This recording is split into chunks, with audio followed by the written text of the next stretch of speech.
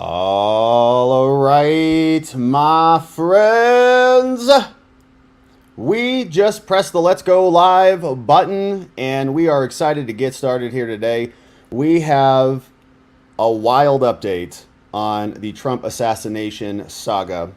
It gets worse by the day. Now we're learning that not only did the Secret Service know about this building being empty, but they lied about it, and the local police are very unhappy with them. So we've got a bunch of clips. We're going to break this down into 3 segments today, and it's going to look something like this, reminding ourselves that we've got a lot of actors here. We don't know who's behind it exactly, but when you add up all of the mistakes one after another, it looks like a window was opened here, and that this whole saga was intentional. The Trump assassination attempt looking more and more like somebody was enabling this from the beginning. So we're going to talk about it by going through 3 different reports and topics.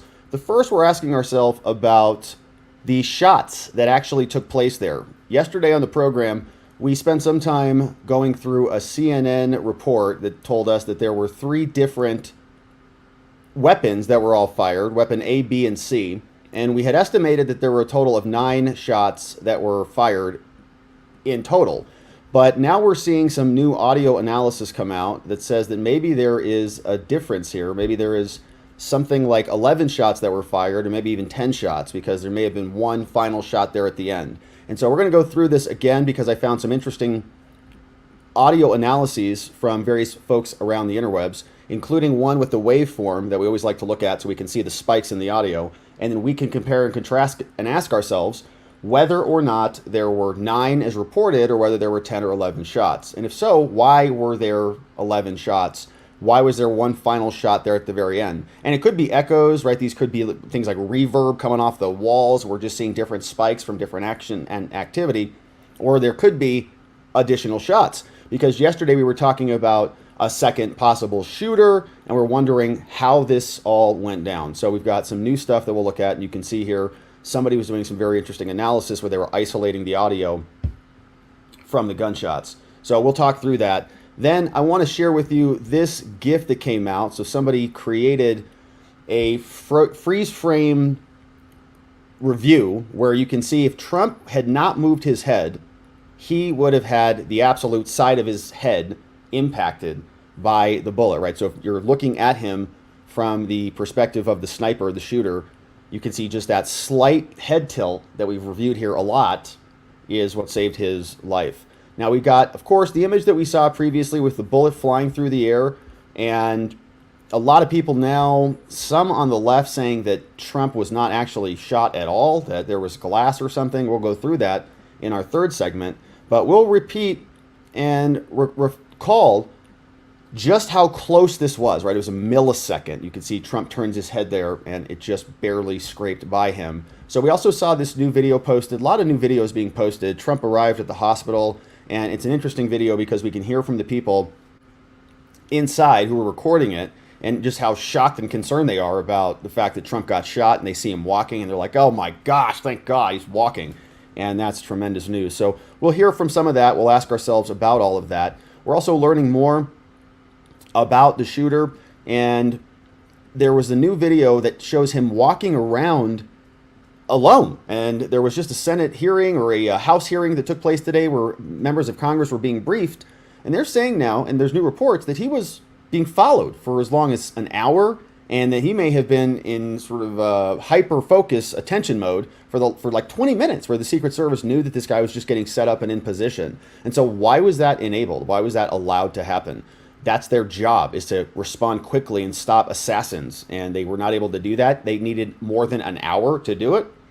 No, that was intentional. So we'll take a look at some of this. Now, this latter image is also being shown around the interwebs a lot, and I've seen it. Now, there's a local police officer who's going to say something like, this is being disputed, like that ladder wasn't actually there or something. And so we'll listen to what he says. And then there's this new video of another classmate who's out talking about this so-called shooter, who is explaining that this guy was very angry with politics. And there's a lot of finger pointing, right, back and forth, people saying, he's a Trump supporter, no, he's a Democrat, and all these things. And there's others saying, well, his dad's a Republican, and so maybe the son is mad at dad or something, right? He's going to go take out his vengeance. Dad loves Trump, and so the son's I'm going to go take out your hero because you love Trump more than you love me, or something like that, right? So the classmate comes out, says this guy was kind of a political hothead, and we'll listen to what he says here in a bit in that first segment. But then we want to turn our attention to what is happening with this little rift between the local police and the Secret Service. And this is where things get really problematic from my perspective, right? If you have incompetence, then you don't need to lie necessarily about your incompetence, right? Like if it's actual, just true incompetence, you don't need to lie about it. Just say, look, man, we screwed up. Here's the problem. But what is happening now is the Secret Service is now saying that they did certain things and that other people were required to do things that they weren't required to do. In other words, the Secret Service didn't have responsibility for protecting Trump, but that was something that was only the responsibility of the local law enforcement. Law enforcement is saying, what the heck are you talking about? You had us on traffic patrol. You had us hands off specifically, and now after this happened, you're going to say that we didn't give you the resources that you need or something like this? So the Secret Service is in cover-up mode. They're trying to point their fingers at the local cops. The local cops are not having it. This local cop, or this person who is the township commissioner, let's say, representing these agencies, posted all over Facebook last night and then showed up on Fox and had an interview with them and said, listen, Secret Service is trying to blame us for this whole thing. We're not responsible for it at all. And the Secret Service is not only trying to point their fingers, but they're also lying. Okay, they're making factual statements that are not true. You see, this article says that the Secret Service is making statements that are in direct contrast to comments made by the local police. Secret Service said that there were police in the building. No, there weren't, according to the local police. So why is the Secret Service now lying in addition to allowing this to happen? So they're pointing their fingers and they're lying about the truth. So they're covering it up. So the Secret Service was also spotting this guy apparently 3 hours before the shooting took place. And just like we saw on January 6th, delay is actually a tactical tool. You just don't respond. Nancy Pelosi just ignores the calls from the Capitol Hill Chief of Police, Stephen Son, just, not going to talk to you today. And then he doesn't get the support he needs to stop the Capitol riots. And same thing happens here. Oh, yeah, there's a shooter on the roof. Yeah, sure, I'll get around to that. As I said, I just ordered DoorDash, so it's going to be here in about 30 minutes. After I have my lunch, I'll hop on the roof and see what's going on over there. So 3 hours? Gosh, all right, we'll come back on that. And apparently, he went through the security portals with a rangefinder. So he's walking in there to just scope out the place. How far away is this? And maybe I can adjust my sight accordingly. Then we'll listen to this guy. He is a Butler town manager from Butler, Pennsylvania, who is going to walk us through how that officer came upon the shooter. Right there, we saw the story about an officer who showed up on top of the roof, kind of pulled himself up, says, oh, hello, and, peekaboo, there's a rifle looking down him, a shooter looking down the barrel of a rifle down up upon him. And so he hops back off, and apparently, I don't know, called the Secret Service, and the Secret Service said, we'll get around to it. So he'll walk us through this, and we're very happy to see the local police come in and push back on this. This is the same pattern we've seen previously with the Las Vegas shooter and the FBI. They came in, you come in, you see in all the movies, where, hey, we're the feds here. We come in, it's my jurisdiction. And they take over the whole thing. And once they do that, what do we learn as the public? Nothing. They lock that whole thing down. And so now the local cops are coming out and speaking about this, which is all very good news. And then in our final segment, my friends, we're going to talk about what's going on with Kimberly Cheatle, the Secret Service director, who, as we learned yesterday, is not Senate confirmed, just appointed because she's BFFs with Dr. Jill. And she is now explaining that the roof was sloped. The roof was sloped. And that's why they couldn't have anybody on the roof. So now we start to compile all the different components of a guilty mindset, a guilty mens rea. We've got knowledge that there should have been something secured. There was a volitional decision somebody made. The roof's a little too steep. We can't put it up there. So they don't put anybody on the roof, so they know it's a risk. They disregard the risk because somebody slipping and breaking an ankle is much worse than someone's head being blown off or whatever. So, which actually happened. And they then make up an ulterior excuse they point their fingers at the local cops. They should have been there. They lied to us saying that the cops were in there. And now they don't want to answer any questions about it. So it's a cover-up, is exactly what it is. She says it's a sloped roof. No, it isn't. It's a fine roof. There were snipers on the other sloped roof, so why couldn't they be on this one? So when she is now sitting down and having interviews with people about all this, they're asking her, are you going to increase any resources? Are you going to work on this to make sure no one shoots Trump again? And she is explaining, I'm not going to answer that question. And so the answer, of course, as we know, is no. She's not going to do anything that's really responsible here, including which is resign. We also have James Comer, the Oversight Committee, sending a subpoena now to Kimberly Cheatle. And we'll take a look at that from James Comer. And we know a lot of letters are flying right now. Congress has their eyes all over this thing, which is very good news. We also saw that Kimberly Cheatle is in a full panic mode. She is not showing up at her regularly publicly scheduled events. So she's getting these subpoenas. She's like, oh, crap. They almost caught me getting Trump eliminated. And so now what? I got to respond to all these subpoenas. She was scheduled today to go speak along with Alejandro Mayorkas, Homeland Security, and give us all updates on this. And now they're not showing up. They're all just kind of, trying to figure out what to do about this since they just got busted. So we'll go through that. Thomas Massey's pointing us to the fact that General Joseph Cuffari is somebody who's over with the Department of Homeland Security, the Office of the Inspector General. And so this guy's going to be out apparently doing the investigation, the inquiry into all of this stuff. And we'll see what that one looks like. We've got also this story, you may have seen this, stocks being shorted.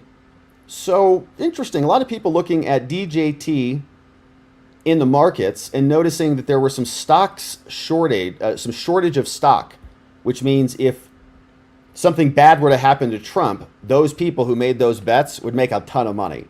So did somebody know that this was going to happen? And did they place a bet in the stock market? We'll see if anybody is investigating that portion of the inquiry. And so we did have a briefing that took place today, and we had some updates here because apparently it looks like the shooter visited the site in advance, was there for a while, and then actually came back to complete the shoot. So we'll look at some of the details that came out from that congressional briefing. But we also have some interesting things percolating on the left. So Michael Steele has come out, and people are saying, where's the medical report? They want to know what happened to Trump's ear. Did he get stitches? Did it fall off? Did it turn into like the T-1000? And you know, when the T-1000 in Terminator 2, when he had little portions of his body fall off, it just turned into a liquid metal, and then he could reaccumulate it back into his body. So I don't know if that happened or what happened, but it's an interesting thing. People want to know what the answer is. But Steele is saying, maybe this is not the truth. Maybe, in fact, there was some glass that popped off and hit him in the brain and hit him in the ear. And so we'll listen to his clip, and then we'll take a look at the teleprompters, which, as we'll see here, you can see clearly are both perfectly visible. So we've got all of that coming up, along with Mike Johnson. And as you can see, we've just got a full schedule here on the day, my friends. And so we're grateful that you are here and joining us as we get into all of this. And, you know, before we do, it's very important that we talk about this situation that's percolating now in Oklahoma and elsewhere around America. You know what it is. It's bird flu. Oh, man, the worst. So bird flu's in Oklahoma now, a dairy herd showing a much bigger outbreak there. And we don't want to go through this situation again. We've already gone through one pandemic. Oklahoma is now the 13th U.S. state to detect bird flu in dairy cows. Man, our milk. Oh no, our beef.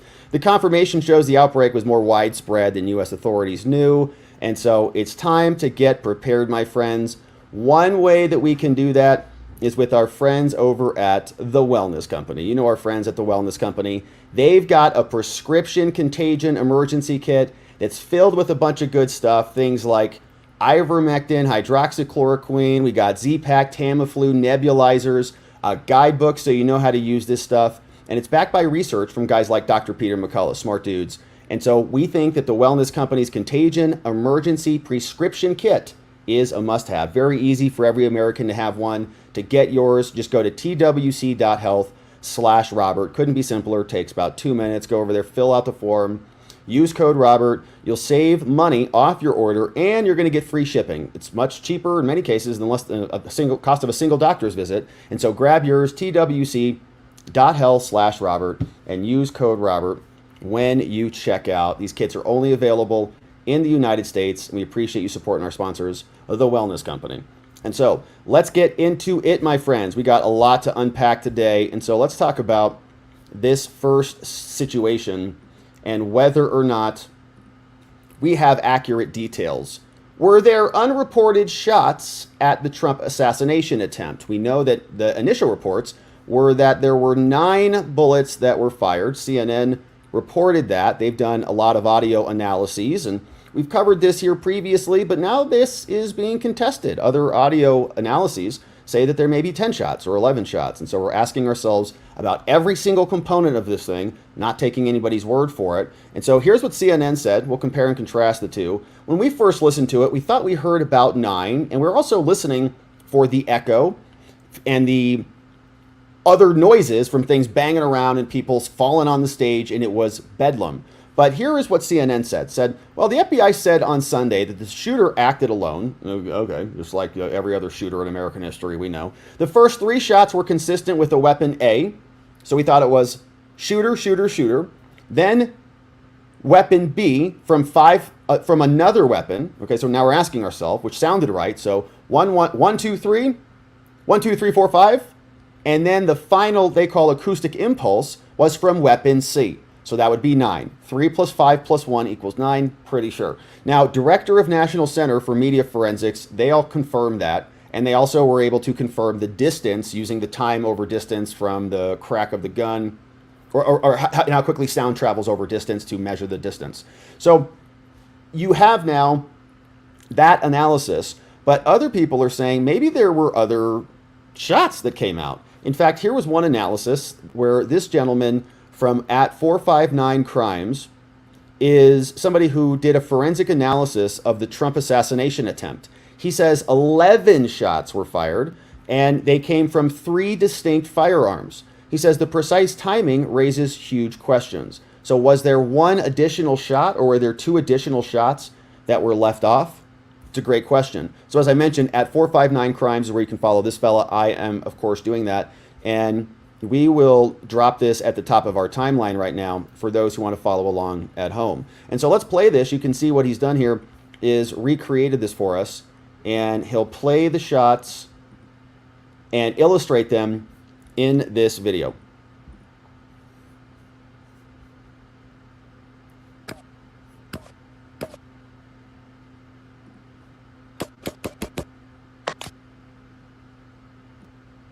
One more time. Wait for it. 11. Huh. 11. What was that? Okay, so we've always heard that there were 9, certainly, but was the audio clipped off at the end? Or was there more? So you see the rest of the audio has been drowned out, so the crowd noise and the commotion, the screams. And so let's boost that audio a little bit, listen to it one more time.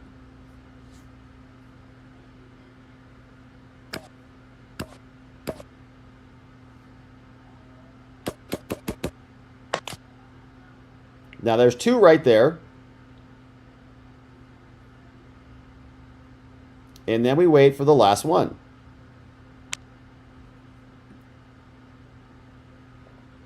Interesting. So we definitely know CNN confirms that there are 3 guns. They say 9 shots.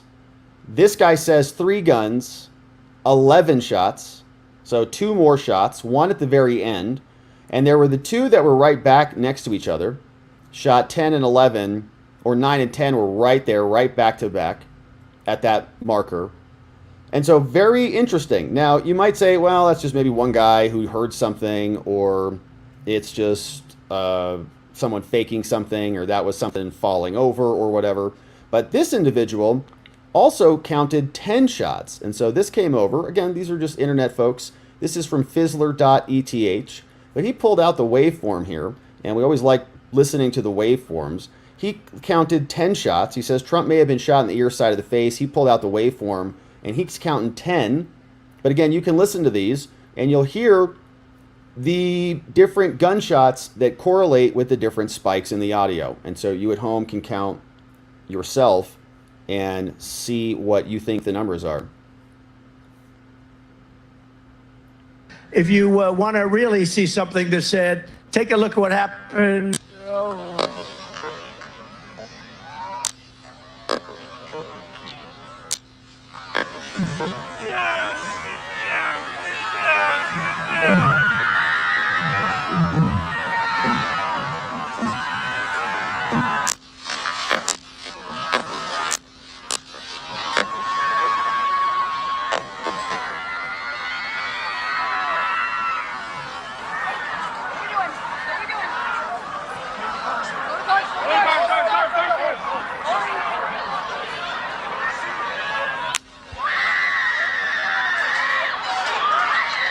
Okay, so another interesting sample, right? Slowed down, you can hear the gunshots coming out. So it definitely sounds like 3 at the beginning, 5 there in the middle, 1 there at the end. And the prior audio sample said that there may have been 2 there at the end, or 2 tucked in there. And then the other audio sample went much further than that and had an 11th shot later down the line. So interesting analyses taking place. I think that what I heard originally was 3, 5, and 1. But there were the echoes and the reverb there that you heard. Even here when these gunshots go off, you hear some of that echo flashing back.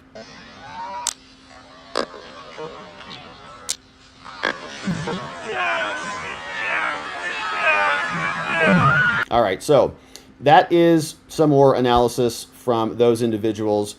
And so we're going to keep our eye on what the officials tell us, because we want to know where the bullets ended up, how many bullets were fired, and if there were 3 guns, 3 weapons that were fired, where were those? Whose were those? Where'd the bullets go? So we'll keep our eye on it. Now, this was another interesting image that came out, flying all over the place on the X platform.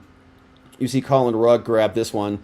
Says, in video footage that was filmed by C3P Meme, this fella here, at C3P Meme on X, Trump could be seen doing a similar head tilt as he did where he quite literally dodged a bullet. So if you're just watching this, I don't think this is actually from the scene, but here's basically what Trump did, right? I don't know if this is actually from the scene there, but it gives you an illustration where Trump just does that, right? He's talking to the crowd and he just looks at the billboard, looks to the crowd, looks at the screen.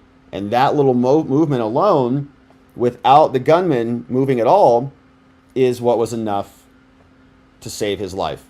Wild. Now, when we go through this and you start asking yourself about a double shooter theory or if there's other people, so wouldn't the second shooter have hit him? Wouldn't somebody have come from a different angle? Or did he drop too quickly? And you can see that this angle, which is a scary thought to even think about, but a lot of other people are saying, well, why didn't they just shoot him in the chest, right? Why didn't they aim for center mass, as they always say? And we said, well, he may have been wearing body armor on that day because he was giving a public speech out in the open. And so the headshot is the one that makes the most logical sense. But it was extremely close. We've seen this before. There was an image of the bullet literally flying through the air. Unbelievable how close that was to hitting him in the head. And as a reminder, we also saw this one, which shows you just in super slow-mo, another one from Colin Rugg, who's been a great reporter on this recently, shows you just what happens at half speed when we go in super slow-mo. Something that said, take a look what happened. Said, 0.2 speed, that movement. Take a look what happened. Right there. Right there. Shot. Wild. Wild, wild, wild. All right, so just barely survived that. Now, after that happened, Trump made his way over to the hospital, and here was some video that came out that was explaining what this looked like. Here's the scene when he arrives at the hospital. You can hear the people inside just happy as hell that he's still walking and alive.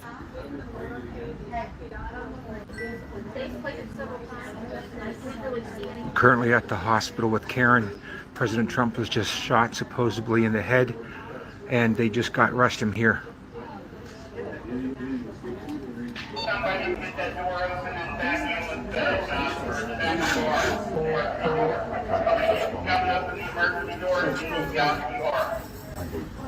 Who was that? Oh, sorry.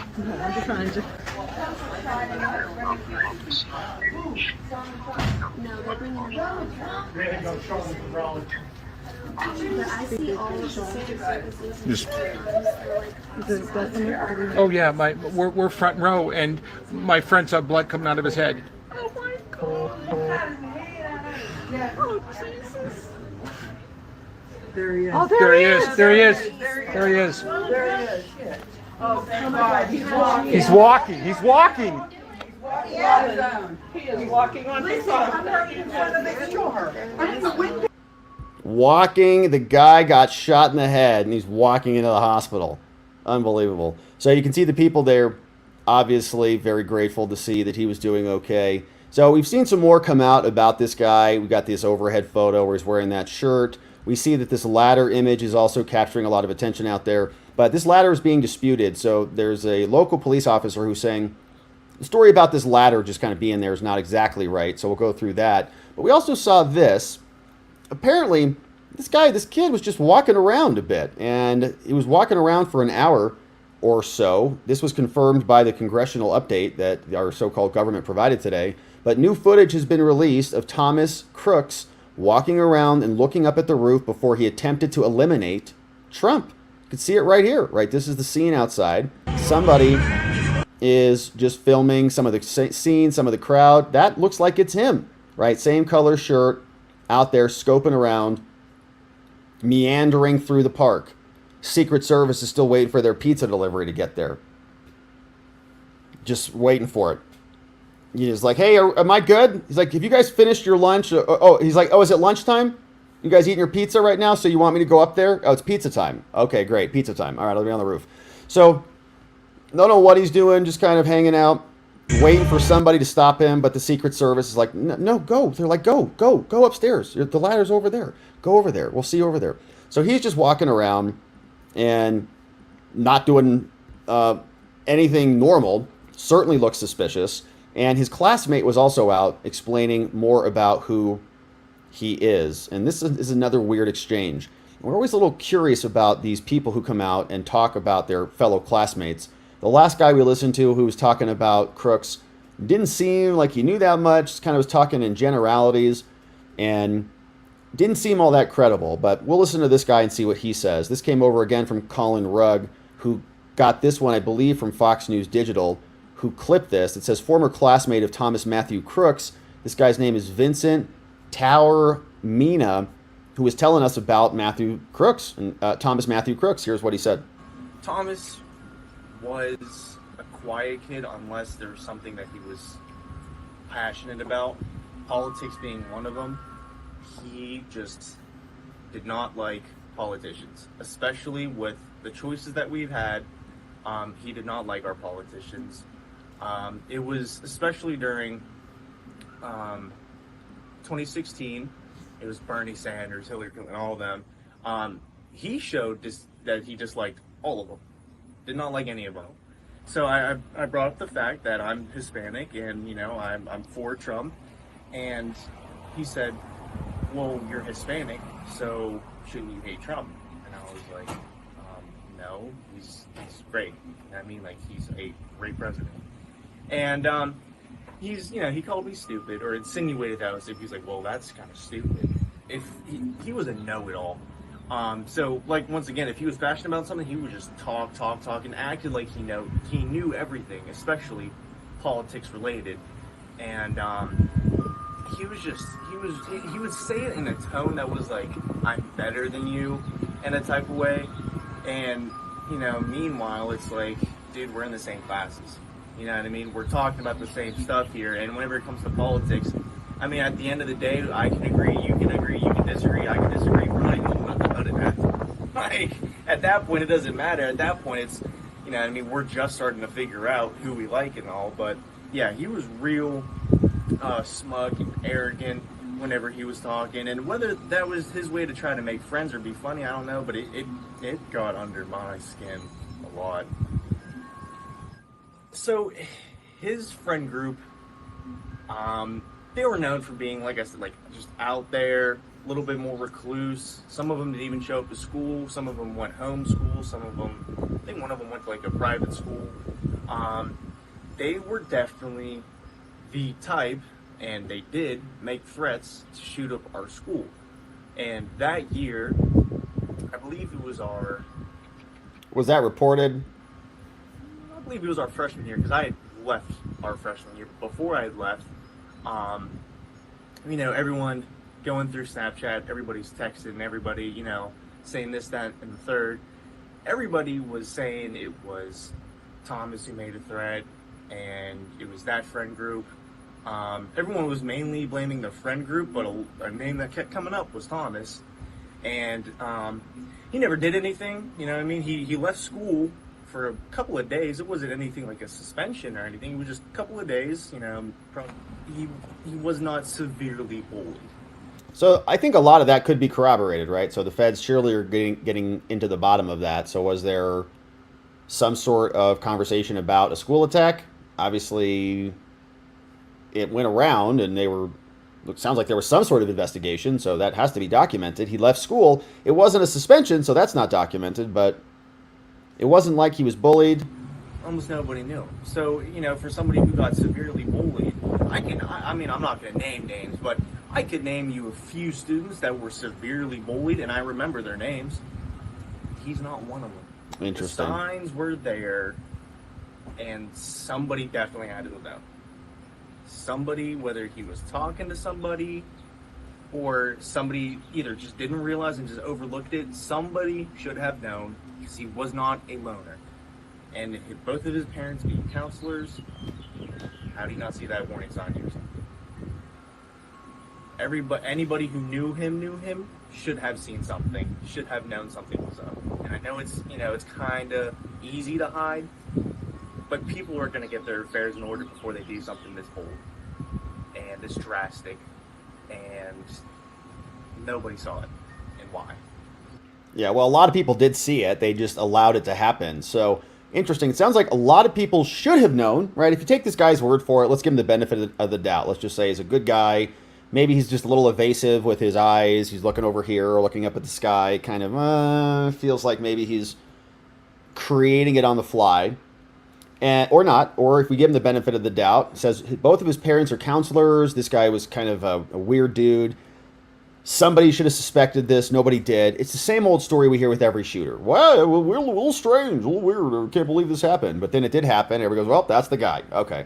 So, all right. Anyways, that's what is being reported from, looks like Fox News Digital has that clip for us. And another classmate now emerges. So we'll see what happens there and whether more details are revealed officially to tell us how many gunshots were fired and more about who this kid is. Crooks. We'll keep covering it, my friends. All right. Now, let's turn our attention over to this rift that's occurring between the Secret Service and the local police. Local police are very unhappy with the Secret Service, now saying that they're lying. They're not using that phrase, but we'll use it for them, because what they say happened is very different than what the Secret Service say happened, and the Secret Service are pointing their fingers back at the local PD. Problem is, they're not responsible for this, Secret Services. They are charged with the duty of protecting the president, but for some reason, they're lying, which in my opinion makes this whole thing a cover-up. They have already acknowledged, as we'll explore here, that they should have secured a building like that. They didn't do it because there's a slope that's dangerous and a slope that's not conducive to the balance of Secret Service agents. And they then pointed the fingers at the cops, saying that there were cops in the building. And then turns out that's not true. So this story came out from WPXI, a local entity there in Pennsylvania, and they've got an exclusive. Photos showing a cell phone and a transmitter were also found next to the Trump shooter's body. But the interesting line in this is that according to law enforcement sources in multiple counties in western Pennsylvania, there were 2 teams of snipers set up near the building where Thomas Crooks fired from Saturday evening. However, in direct contrast to comments made by Kimberly Cheatle, the director of the Secret Service, there were no local police in the same building where Crooks made it on the roof. She said there were cops in there. They were securing the perimeter to make sure nobody could get on the roof. She's a liar. There were no local cops in there.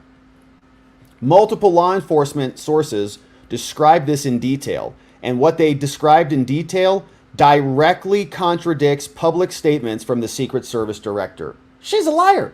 They can't say it, but we'll say it. Channel 11, Nicole's Ford, also obtained exclusive photos showing cell phone and a transmitter device were found next to Crooks moments after a Secret Service sniper shot and killed him. On Tuesday, multiple law enforcement sources confirmed with Ford that Crooks was also spotted by the police with a rangefinder. According to multiple sources, when Trump took the stage, Crooks was still on the ground, had not yet climbed the roof of the building. Channel 11 can also confirm that Crooks was on the roof with a gun for fewer than 7 minutes when the Butler Township police officer, not the Secret Service, did something about it. So the Butler police, who, as we're going to hear, they tell us that they had no security duties at all. They were there for traffic.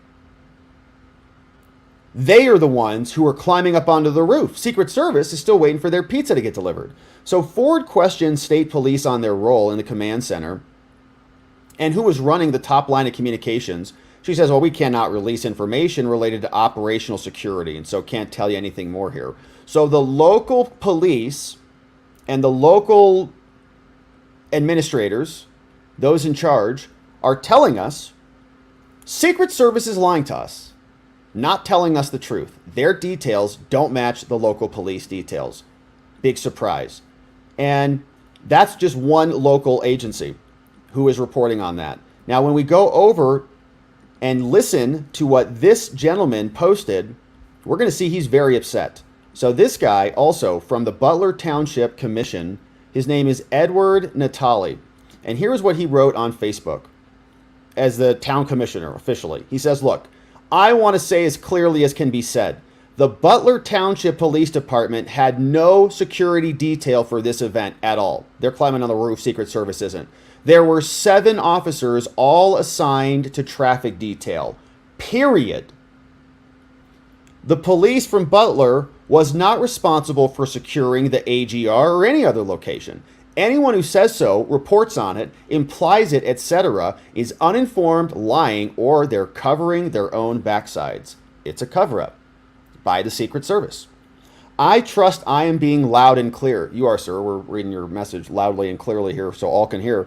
To read this article, and someone stating that an unnamed Secret Service agent is pointing the finger at local police is a very transparent deflection. I am disappointed this article was even published by the Butler Radio Network. Well, they're probably co-opted by the feds, so. Remember, the feds control all the national media, CIA and the FBI.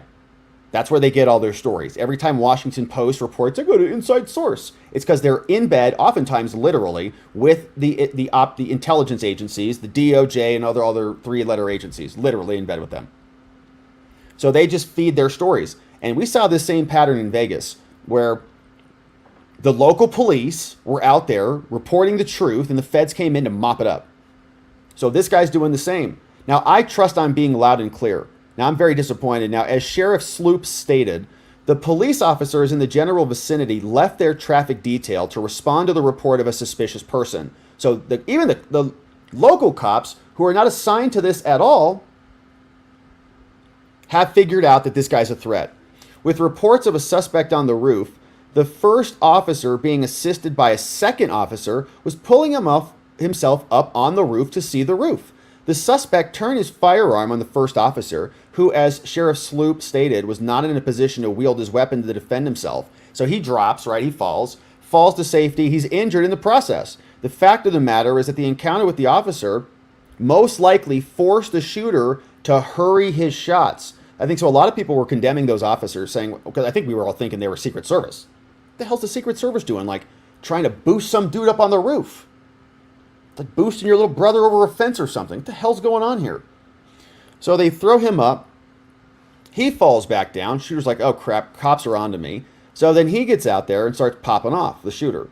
So maybe these guys were heroes. He's like, starts fire, really setting up quickly because he knows now the cops are onto him. I don't know why, because apparently the Secret Service doesn't care. He can fight. He has all the time in the world.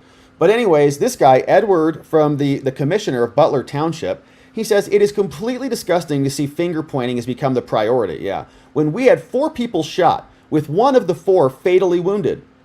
I am sure it is a comfort to all family members, including President Trump's family, that it is more important to affix the blame rather than the problem.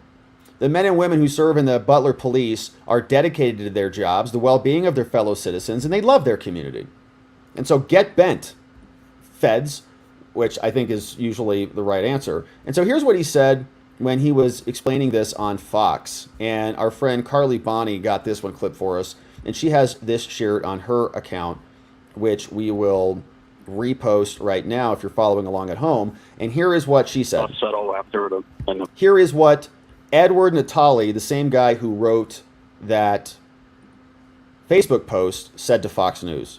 Event like this, but what prompted me to post and on the social media platform last night, and of course obviously talk to you today, is that our local Butler Township Police, their duties that were assigned to them, and we have an operational plan that details all that, were strictly traffic detailed. They were not required or not detailed to any security details related to the event. It's strictly traffic to obviously to help people coming in and out of the event. If there is an emergency, those type of things.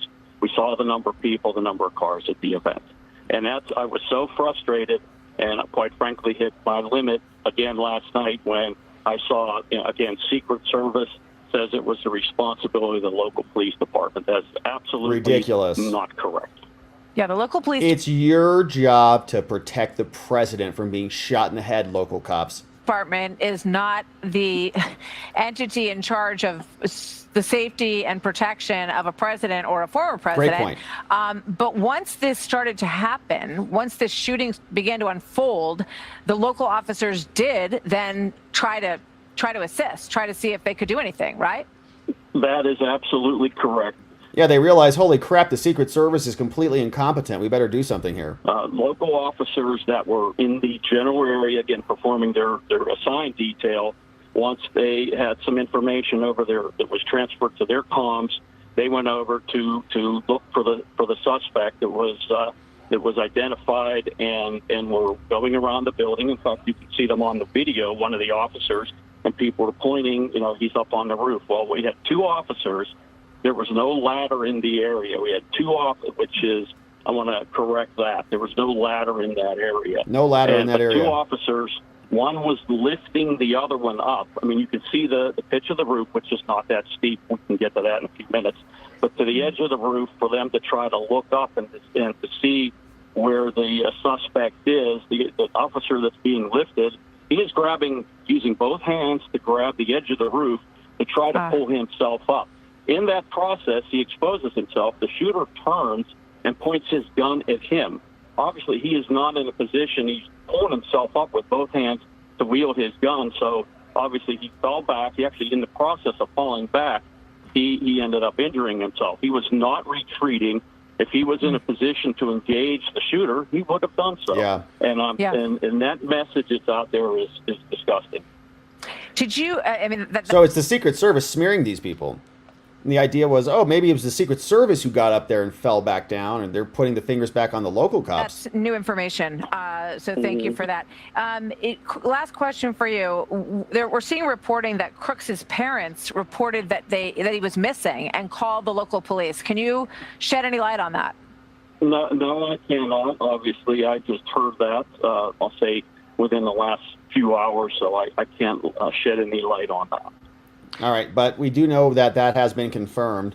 But what's interesting here is that the Secret Service knew this. So apparently Washington Post, which is a CIA extension, says that the Secret Service was told that police could not watch the building used by the Trump rally shooter. So now we know that the Secret Service was on notice about this. So they should have done their due diligence and protected the building themselves. They didn't. So then they pass it off to the local cops, which is insane because it's their job. And then they're told by the local cops, we can't do that. Then the Secret Service doesn't secure the building. Then they make up a lie that the local cops were inside. Then they make up another lie that they couldn't put people on the roof because it was sloped. Okay. And now they're blaming the cops for this problem, which is part of their cover-up. So they were intentionally making decisions to enable this entire building to be open. And they knew that it would be open. Secret Service was told police could not watch the building. The warning even from local law enforcement. They said, we don't have the manpower here. And they said, okay, well, whatever. I guess we'll just leave it open because we want someone to go up there and shoot the president. Local police alerted the Secret Service. So they're on notice. This isn't the... Yesterday we went through all the different indicia of mental culpability, mental criminality, culpable mental states, guilty minds, guilty mens rea, about whether it's a negligent thing or whether it's a reckless thing or whether it's intentional misconduct. And this is intentional. They knew, right? They had other options. They didn't have to put Trump out there. They could have called this event off. We can't secure the perimeter. We think you're going to get shot. So they made decisions to go forward, opening and leaving open this window. Local police alerted the Secret Service before Trump's rally. We lack the resources to station a patrol car outside a key bit building. Told them. The district attorney in Butler County, where the rally took place, said the Secret Service, the Butler County, shout out to all these people, shout out to Richard Goldinger, who are pushing back on these feds. He says, yeah, no, the Secret Service was informed that the local police department did not have the manpower to assist with any of this. Small town cops, man. We don't have any manpower to assist with securing the building. Secret Service is like, perfect. They don't have the building. They texted him. Oh, hey, assassin. They're not going to be able to secure that building. Here, it's right here. Let me send you. I'll put a pin in that for you. Boop. There you go. Right there. Right on the roof. Right there. Perfect. Goldinger's account was confirmed by a Secret Service official who was briefed on the incident. But this person spoke on condition of anonymity, right? Why? Why? Because they don't want you to know that they left the building open. They're covering it up. They're covering up the truth. The Secret Service official confirmed that positioning an officer outside the building was considered one of the ways to protect against the risk. So you've got some local cops sitting in there munching on donuts or something, with all due respect to local cops. But they're going to put a patrol car out there around that whole huge building. That's the solution? Wild. That a shooter on high ground has a clear line of sight. The building is owned by AGR International, was just outside the security perimeter for the Saturday rally. And authorities from a number of jurisdictions were on the ground on Saturday. Officials still determining how the building was guarded, if at all, and how the gunman was able to reach the roof. But the warning from local law enforcement of insufficient manpower adds to questions about whether there was adequate security. Now, the AR rifle was purchased by Dad of Crooks in 2013. Authorities have confirmed the father purchased more than a dozen guns over the years, not immediately clear how many of those he still owned at the time of the shooting. The official, speaking on condition of anonymity, also to discuss, said they also found a remote trigger device on the roof with Crooks after he was shot. So he was going to blow something else up. The FBI has said previously that rudimentary suspicious devices were found in his vehicle near the shooting site and at his home. Authorities still trying to determine why he launched the attack. They can't figure out the motive. I wonder what that motive could be. So far, they believe he acted alone because they haven't asked about the feds yet themselves. We haven't looked at ourselves yet. The proposal to station a patrol car and officer outside the complex has been part of the advanced planning. They say it has an expansive roof, unobstructed view 150 feet away. Of course, we've got one rally goer dead. The most serious security failure since the Reagan assassination. A lot of people calling for an independent probe. FBI is leading the criminal investigation. Congress is planning to hold hearings. Bunch of people digging into this. Cheatle's taking responsibility, but she's not going to do anything. She's not going anywhere because she is Cheatle. So the Secret Service knew the building was not secure, and the father had even called the police. Here was one report from MJ Truth Ultra on X. He clipped this over from CBS News Chicago. They got this report, and here's what they said. Questions surrounding the gunman and the security flaws. cause. The FBI tells us they've successfully gained access to the shooter's phone, looking for any information on a motive.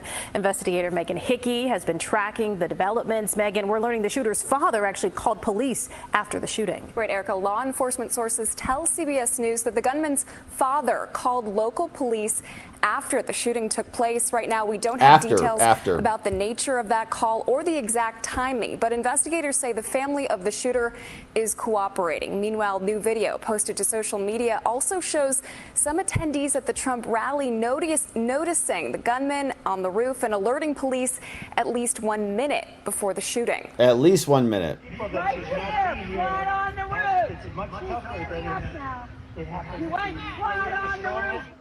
Just a minute after this was taken, the shots were fired, injuring former President Donald Trump, killing a spectator and critically wounding 2 others.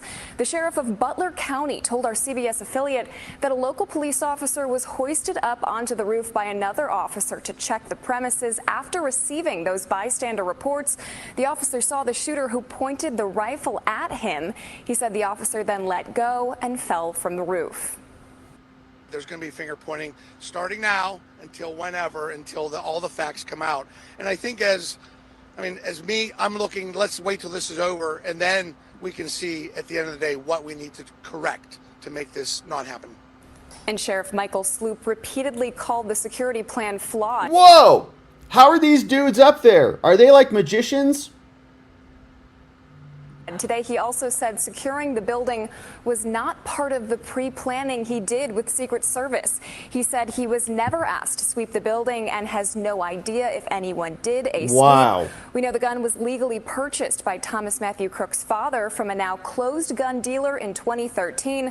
But a law enforcement sources also confirmed that the shooter purchased 50 rounds of ammunition at a local gun store just hours before the shooting. Federal authorities are still investigating what may have prompted the gunman to carry out the shooting. So far, they say it appears he acted alone. And in their update this afternoon, the FBI said the search of the subject's home and car, they are now complete, Erica. All right, so hopefully they'll tell us something about it. But amazing that that guy was able to do all of that without the Secret Service stopping him at all. So it turns out that they did call the cops, the family did, and apparently they called the cops before, saying he was missing before the shooting, right? So was it before the shooting or was it after the shooting that they called? So did the Secret Service and law enforcement know that this was going to go down because the parents called and they still didn't stop it? It follows another stunning development that the 20-year-old gunman was at the rally 3 hours before opening fire, and sparked suspicions because the Secret Service knew he was carrying a rangefinder, which you use to measure your shots. Crook's parents called why do you need that at a rally? You don't. To say that they were concerned about their son's whereabouts. Apparently the parents called law enforcement. We don't know where our son is. Well, he's now on a roof, lady. He climbed onto a roof and shot Trump, killed a volunteer firefighter, Corey Comparator. Crooks told his boss he needed the day off from work on Saturday. Gave colleagues a final chilling message. Says, I'll be back on Sunday. You can see here's more of the scene. Father told law enforcement he assumed his son had gone to the shooting range at the Sportsman's Club to practice with his rifle and that he'd be back, said CNN. Dad thought he went to the range, but as time went on, he grew more concerned. Son's not home. Around 3 p.m. on Saturday, Crooks was spotted at the rally security screening area. He tried to pass through metal detectors with a rangefinder, which is used by shooters to measure distance. The device, which looks like a small pair of binoculars, would not have prevented him from getting in, but it did put him on law enforcement's radar. So law enforcement says, okay, this dude's coming in. It's a rangefinder. He says, well, I had it with me. I'm a hunter. I had it with me. It's whatever. Okay, come in. Secret Service watched him, but they lost track of Crooks when he left the secure area. Oops. Lost him. Weird. Another mistake. So they had him in their sights literally, and they lost the dude. Sure. He is then believed to have collected the rifle that he used to shoot Trump, kill a rally attendee, and wound others from his car, which also contained a bulletproof vest and 2 explosive devices. Walks over to the car, just loads up. Secret Service again. They're like, where is our food? Where is it? Then, about 40 minutes before the shooting, Crooks was back on the Secret Service radar. So they see this dude again. 40 minutes. A photograph showing the sniper appearing to crawl on the ground while scouring the area was circulated to law enforcement as a suspicious sighting at 5:30. 40 minutes before the shooting took place. So someone took a picture of him and said, we might have a sniper crawling around on the ground. They waited. They wanted this to happen, just like J6, man. Delay as a device. Delay as a tool. Around 6:11, Crooks took up a position on the slanted roof, shot Trump from a distance, 165 yards. 40 minutes. Secret Service is just twiddling their thumbs for 40 minutes. They're not following him around? Who else are they looking for? This is Matthew Crooks. Looks rough, man. You can imagine. My son did what? Witnesses spotted Crooks crawling onto the roof. A Secret Service counter sniper team, codenamed Hawkeye, also spotted him looking at their position through the rangefinder. And there's some people saying that maybe he shot at the Secret Service, because we did see that one sniper from the counter sniper team kind of come up and then come back down. He could have been shocked. Other people saying maybe he was being shot at, maybe by a second shooter. But the Clareton Sportsman Club, where the father believed that he was going, states that its high-power rifle range has 10 firing benches at 187 yards. Perfect. Crooks is believed to have been firing from about 165 yards when the bullet struck Trump's ear. The latest bombshell developments raise more questions about the massive security failures, and of course the community is reeling. Later revealed that the detonator was connected to explosives found in the car. And here's a backpack that was apparently affixed to a bicycle, which was also related to the assassination attempt. Here's some images of the detonator and the cell phone, Thomas Crooks' cell phone, which apparently they've now got access to. And so 3 hours, they've got eyes on this guy. And as we saw, he went through with a rangefinder. They just allowed him to waltz on in there. So this guy is also the town manager of Butler, and he came out and reported for us a lot. So this is his interview, again with Fox News Digital, walking us through what happened with that officer who was trying to pull himself up because the Secret Service was asleep at the wheel. All law enforcement were notified of a suspicious person somewhere on the grounds. Once the suspicious individual was identified as being in the vicinity of the AGR building, our police, who were primarily assigned to traffic duty and traffic control, did in fact, because of proximity, move towards that building to assist in trying to find and identify, the suspicious person. It's a light manufacturing office building. I'm not aware of a very specific assignment, not being part of the planning meetings, to whether or not anybody was truly assigned, dedicated to not only the building but that immediate grounds. I don't have that answer. One of our police officers, long-term, police officer here with our department. Once that suspicious individual report came out and our police arrived, in the immediate area of the building, they did do a perimeter search. Were unable to see the person on top of the building from their vantage point. So one of our other police officers, 2 total, literally boosted one of our police officers up high enough in the air to grab hold of the edge of the roof. Approximate height of 12 feet from ground to where he was able to grab a handhold. Officer pulled himself up to where his head was above the roof. Did observe an individual on the roof. Individual was identified as having a weapon and did point that firearm at our officer. That time, our officer took up a defensive position from hanging from a ledge, ducked his head, did in fact lose his grip, fell approximately 8 feet, did sustain an injury to his ankle. Broken ankle, man, roofs. On the ground, both the lifting officer and the prone officer both called in, identifying the individual on the roof as being armed. Okay, that is an emergency, right? That is an emergency. We have an unknown person on the roof. He just pointed a weapon at a police officer such that the police officer abandoned ship. You may have done that, right? You've done that. You've pulled yourself up. I remember one time I was a kid hiking through the mountains. I pulled myself up, and I pulled myself right up, and there was a snake right up there. And whoa, I fell right off the side of that cliff. So that's just how that was, right? You pull yourself up, and that's the end of the story. So same thing happened here. Emergency. But this was a gun being pointed at a law enforcement officer.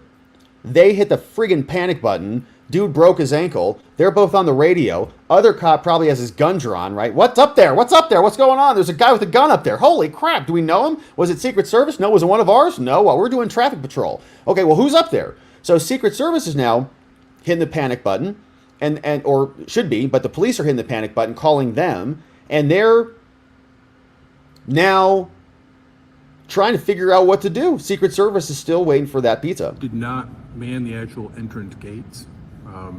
I've heard the same story, but I don't have any other information than what's being broadcast right now. I can tell you, if there is none of that spilled over into this building, and none of it's been directed, to our officers, there has, to the best of my knowledge, not been any direct communication with members of Secret Service to our officials.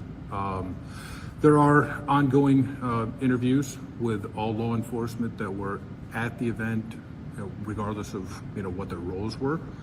So we're all just waiting on that information to be all put together into one public report. I think there's some misconception about overall response. I can only speak for our officers transitioning from what was supposed to be a primary traffic control assistance. That's all they were supposed to do. Person of suspicion or a suspicious person. I think our law enforcement did exactly what training taught them to do, and they did their job. Yeah, the Secret Service failed. How you guys weren't even supposed to be doing that. That's another thing for what I hope to be a really complete report on the incident to educate everybody. A gap in time with unknowns that leads to all the angry emails and calls that township elected officials, myself, and especially the police are receiving. Again, hopefully the report is as timely as possible, and given in a way that the public can clearly follow the timelines and how different components happened, and everybody not just learns from it, but just not living in fear, but just living, get away from it. I think I'd welcome any kind of a review that gets benefit, from the outcome. Unfortunate tragedy. Certainly hope that whatever is out there to be learned from it gets learned, and we apply that to everything going forward. So I have not been asked any questions. Again, I was more of an administrative support and offered to help with logistics, but I wasn't in any of the actual planning meetings. I wasn't in any of the formulation of an operations report that was given to our officers, which we generated internally. So I have not been asked any questions. As far as the overall interviews that I'm aware of that are taking place, that the FBI are spearheading, I think they're all fact-finding from everybody that was involved. Yeah, right. My understanding is they're going to take place this week. What the duration is, I don't know. Yeah, so I think the overall operation plan that the Butler Township Police developed for their role in the traffic control, well laid out, well planned, intercommunicated with other agencies, that were tasked. We did our jobs. As a whole, I thought that their response going from traffic control and/or potentially patrol into a potential counter assassination kind of a response. Yeah, active shooter. Spoke well to their training. Spoke well to them doing their job. They responded as timely as they were notified, and took probably an unorthodox method of trying to identify anybody on the roof because there wasn't access to it. It is unfortunate that, one officer did get hurt, but I'd like to think that their timely identification hopefully helped, minimize as best as possible the overall situation. I can honestly say here right now, I have not seen any type of email and or call-in correspondence that was direct threatening. However, the harshness of criticism from both sides of the spectrum been pretty brutal and relentless. It's been going on for roughly 2 days now. Again, I think when the entirety of the investigation is done and we have the full, complete story of how this whole event unfolded, hopefully those that are as quick to send a hate email can send back an apology just as quickly. That would be nice, but don't count on it. A lot of people are pretty upset about this. People don't really know where to place their anger. Don't know that the local cops are where it should go. I think this is a Secret Service jurisdictional problem. As usual, the feds have a lot to answer for, and they're in the middle of a cover-up. And I have to shout out the local folks for defending themselves. Shout out to that township guy. Shout out to the township commissioner, the manager, the city people.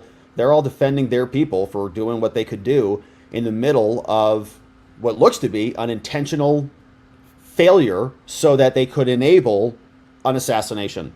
Only thing that could account for every single failure, one after another. Secret Service saw the guy 3 hours, knew he had a rangefinder, let him in, lost him, allowed him to climb up onto a roof set up there, and then they lied about it. They said that there were people in the building who were there securing the building. Wrong. That was false. So that's a lie. That's a cover-up. They're trying to point the finger back at the local cops. The local cops did their jobs. Why didn't the Secret Service do theirs? So hopefully Kimberly Cheatle and the other people who were in this chain who were delaying the response, allowing just time, the clock to tick, tick, tick, so the shooter could set up, comb his hair, brush his teeth, clip his nails, and get a nice sight ready to go, gave him all the time in the world. So we'll, of course, be here continuing to cover this, my friends. Thank you so much for subscribing to our channel wherever it is you're watching this. And thanks for inviting someone over to come join us when we go live. We know that YouTube says that our show here is not very authoritative because we don't regurgitate their talking points. And so we're grateful for your shares, grateful for your subscriptions, and we'll look forward to seeing you back here on the next one. But we're not done yet. We are live here, of course, and we've got more business to attend to. We've got one final segment on the day, and this one is also pretty interesting. Secret Service Director Kimberly Cheatle, in a little bit of a panic. We can see she's canceling all of her public events. She was supposed to speak at this event, the Aspen Security Forum, a panel that was supposed to be taking place today. Alejandro Mayorkas was supposed to be there, but she is not talking today. She's getting subpoenas over from Congress since, she almost had the president killed. And there is a lot of questions about the security failures and why they happened and whether they were intentional. So she was supposed to be here. You can see Anna Giarriatelli writes for the Washington Examiner and tells us that Kimberly has been pulled from the panel. She was supposed to speak on that day. And Mayorkas has also been pulled because they have to respond to this now that their operation was not all that successful. She is facing a lot of congressional oversight. James Comer and the Oversight Committee sent in a subpoena, and here's what this one looks like. Reported from the Oversight Committee, this one dropping today, publishing this saying, all right, listen, Comer is now subpoenaing Director Kimberly Cheatle. My understanding is she may have agreed to this as well, but here's what the letter looks like. It says, all right, Kimberly, Director, Secret Service, the Oversight Committee is now investigating the assassination attempt on Trump, and you, as the director, are now subpoenaed. You are going to be with us on July 22nd, next week, for an oversight hearing on the U.S. Secret Service related to the assassination of Trump. They say, the attached subpoena is issued pursuant to the rules, and we look forward to seeing you. Now, the protective mission of the Secret Service is to play a critical role in protecting the U.S. and visiting world leaders, safeguarding the U.S. and all the things. The assassination attempt of the former president and the current Republican nominee for president represents a total failure of this agency's core mission and demands congressional oversight. Now, despite allowing you to speak with the media, both Homeland and Secret Service have failed to provide assurances regarding your appearance at the oversight hearing. So we have sent a subpoena. We don't know if you're showing up or not. You're showing up all over the media, running your mouth. And so now we're subpoenaing you. So you better be here. Now, on the day of the deadly attack, the committee sent a written request for your voluntary attendance. The committee wrote to you next on July 15th, and we haven't heard from you. So we do need to hear from you now. In fact, actually, we don't need to hear from you. Here's a subpoena. We'll see you next week. Now, the Secret Service committed to your attendance, but then after the Secret Service said you'd show up, then Mayorkas came out and apparently intervened. And so now we don't know if you're showing up because Homeland is trying to limit you. So in addition, since Homeland's intervention, there have been no meaningful updates, no information shared with the committee. And so the lack of transparency and the failure to cooperate with this committee on this pressing matter by both Homeland and Secret Service further calls into question your ability to lead and necessitates the attached subpoena compelling your appearance before the Oversight Committee. If you have any questions about this subpoena and about this deposition, contact my team. And know that I'm with the House of Representatives. Sincerely, your friend, James Comer, from the Oversight Committee. So that's going over directly to Kimberly Cheatle. And evidently, she will be there and is intending to appear. And so there's a lot of questions about what she's going to say and what she's going to do. We also know that she is not taking any blame for this. She's saying, well, we were nervous that our agents might slip and fall off the roof because roofs are very slippery and we don't want anybody to sprain an ankle. If they get shot in the head, well, that's a problem, certainly, but at least we'll have our ankles. Should that roof have been secure, period? That building in particular has a sloped roof at its highest point. And so, there's a safety factor that would be considered there. Look at that roof. Look at that. Okay? Look at that. There's sidewalks that are steeper here outside in our front yard in this place. You walk to a grocery store, you're walking up a curb that's steeper than that. Considered there that we wouldn't want to put somebody up on a sloped roof. And so, the decision was made to secure the building from inside. No, it wasn't. That's a lie. She's a liar.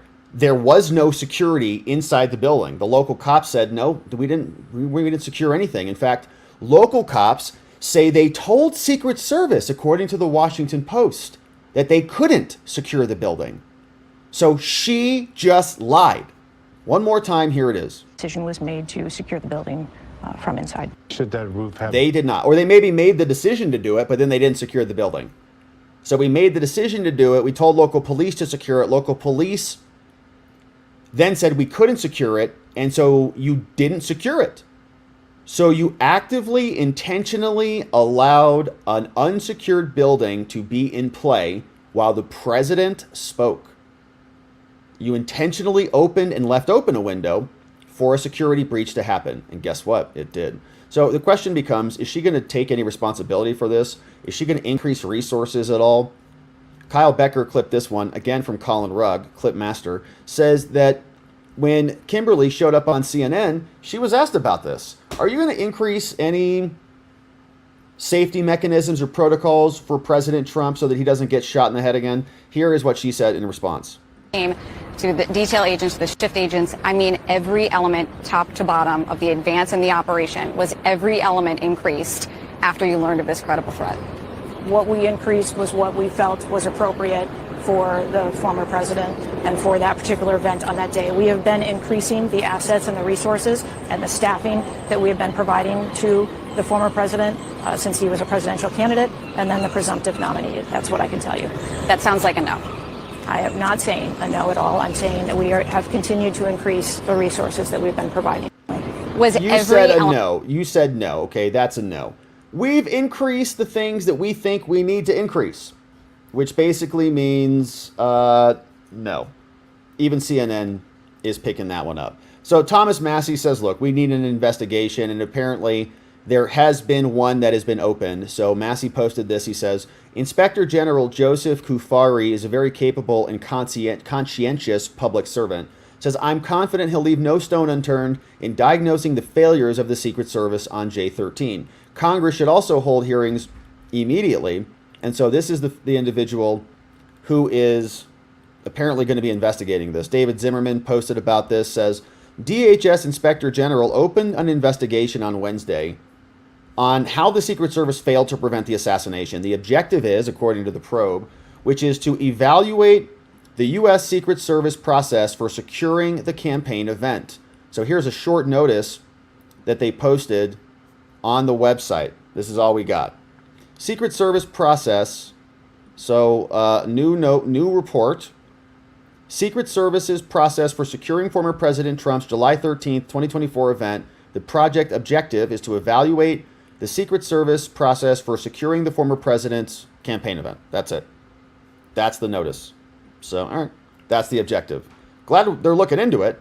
And Thomas Massey seems to have some faith in the fella. No specific date was given for when the investigation was launched. The newly launched investigation comes after Joe Biden had directed the Secret Service to conduct an independent review. Under scrutiny, Kimberly Cheatle is going to be testifying next week. Homeland has also brought in and invited Cheatle and Wray and Mayorkas to come in and talk about this. The failed assassination attempt was just narrowly avoided and pretty precarious. So we'll see where the investigation goes. Now, one area that has not been talked about a lot, but I've seen some interesting things from the folks on the interwebs, is about this idea that the Trump stock for DJT may have been shorted. Interesting article from Finbold. They posted this, and so shorting means if, in this context, if Trump would have been assassinated, the stock would have gone down dramatically. And so to short the stock, you're betting the stock is going to go down. So if you make that bet and the stock goes down dramatically, you win big. So the idea is that if you bought a bunch of shorts, you thought that the stock was going to go down dramatically. Maybe because you knew something was going to happen. Who are those people? Here's one from finbold.com. Says, after an assassination attempt on Trump, which sent shockwaves through the political landscape, shares surged more than 60% in early trading on Monday, right? Trump was not shot and killed, thankfully. And so the stock went up. But here's an interesting fact that's bound to raise a few questions, is that short positions against Truth Social doubled between July 1st and July 12th, going from 7 to 15 million shares in what was a record of shares shorted since its trading debut for DJT. Interesting, huh? The surge indicates that individuals or large organizations anticipated a significant drop in the stock's value by July 15th. Weird. A scenario that would have materialized if Trump had been killed. So you can see some of these charts. Here is Trump's stock short interest history.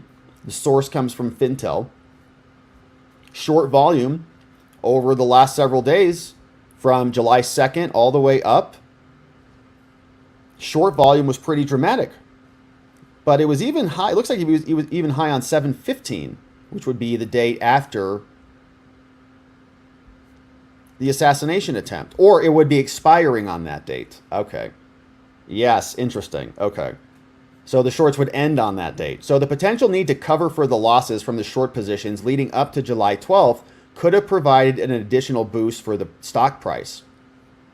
Looking at the current level of the stock short interest, it has subsided substantially, fell to 11%. And so people paying attention to this, a similar occurrence was observed on September 11th when substantial bets were placed against the stocks of major airlines just the day before the attacks. Subsequent investigations revealed that a single entity and an inside newsletter had tipped off investors, leading them to place fortuitous bets against two of the top two airlines, which suffered major losses. Somebody, I guess, just got lucky, I'm sure. So same thing's happening here. Might be a coincidence. Might not. We'll see if it's part of the investigation or not. But we do know that there was a congressional briefing that took place today. And so after the Senate came out, here is what one person reported, Andrew DeCidrio, over on X, says the Senate briefing concluded top lines per two senators on the call. Here's what we know. The shooter visited the rally site a few days in advance to scope it out, so he was there for a long time. 62 minutes elapsed between the time the shooter was photographed as being suspicious and when he fired the shots. So a full hour. We could have done a whole live stream. We could have done a whole show in there. It would have been a short show. We could have done a full show. In fact, we could have done a show and we probably could have solved this. Like if we could have done the show, somebody could have sent a picture in on locals, then we could have shared it, and you guys could have, somebody in Pennsylvania would have been like, yeah, we'll take care of that. No problem. I know how to walk on roofs, no problem. I'm sure there's many people who can walk on roofs here. So, and have a lot of other skill sets. So 62, they should have just called us, man. Anyways, 20 minutes elapsed between the time he was spotted by snipers and when he fired the shots. So he's suspicious, they're following him, they lose him, he sets up, they're just waiting for their pizza delivery. Then 20 minutes go by, and they allow him. Now, FBI Director Wray said there's no known foreign nexus to the Iranians or whatever, but no established motive as of now. Wonder what it could be. Why do you assassinate somebody? Well, probably because you don't like their politics, huh? Now, shooter used encrypted comms. Oh, that's interesting. Encrypted communications. And he had little to no social media presence. Encrypted communicate. Who's he talking to? Is he talking to somebody? That's weird. Why would they be using encrypted communications and no social media presence? Were his friends who were bullying him talking to him on encrypted communications app? Or was that maybe his handler? Good question. But all right, that's what the Senate now knows. And I guess we'll never hear what those communications involved, will we? So Michael Steele is out here spreading around some crazy conspiracy theories. You know him. He's on with MSNBC and all the other platforms. And he wants to know about Trump's ear. So he's an ear conspiracy theorist now. He says, first of all, did Trump even really get shot? I think is where he's going with this. He posted this on X. He said this, you would think someone would inquire about Trump's medical report if for no other reason than Trump hasn't given any medical updates. Neither has the hospital that treated him. Outside of Trump telling us he's fine, how severe was the wound? Did he lose part of his ear? Bullets do terrible things to flesh. How long for recovery? Will the wound require cosmetic surgery? What about reports that it may not have been a bullet? May have been shattered glass from the teleprompter. If I missed such reports from his campaign or the hospital, please post. He posted this on July 16th, so this was yesterday at 1:43. So that was on a Tuesday. A lot of time has gone by. So we now know, of course, obviously, as we knew at the very beginning, that it did not come from the teleprompter, because everybody who has paid any attention to this knows the teleprompters are intact. In fact, you can see Trump here is on the ground. There's teleprompter 1 there, Michael. There's teleprompter 2 there, Michael. So what happened with the glass? We don't know. Where'd the glass come from? Maybe Michael Steele can explain that to us. But here he is now on with Psaki, who left the White House, explaining. Let's listen to a little bit of Michael Steele so we can hear what the Democrats are talking about on their insane news channels. Let's start with last night in the Band-Aid. That's fine. Where I am at this point is it's been 3 days going on 4 since this horrific event occurred. A person lost their life, 2 have been severely injured, and yet we've not received a medical report from the hospital, nor have we received a medical report from the campaign or from the Trump organization about the extent of the damage to his ear. If he was shot by a high caliber bullet, there should probably be very little ear there.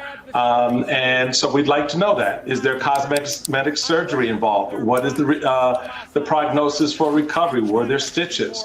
What is the extent and nature of the damage to his ear? Was it caused by a bullet, as opposed to, as some reports from those on the scene, other reporters, saying that it was actually shards of glass from the teleprompter itself, not the bullet?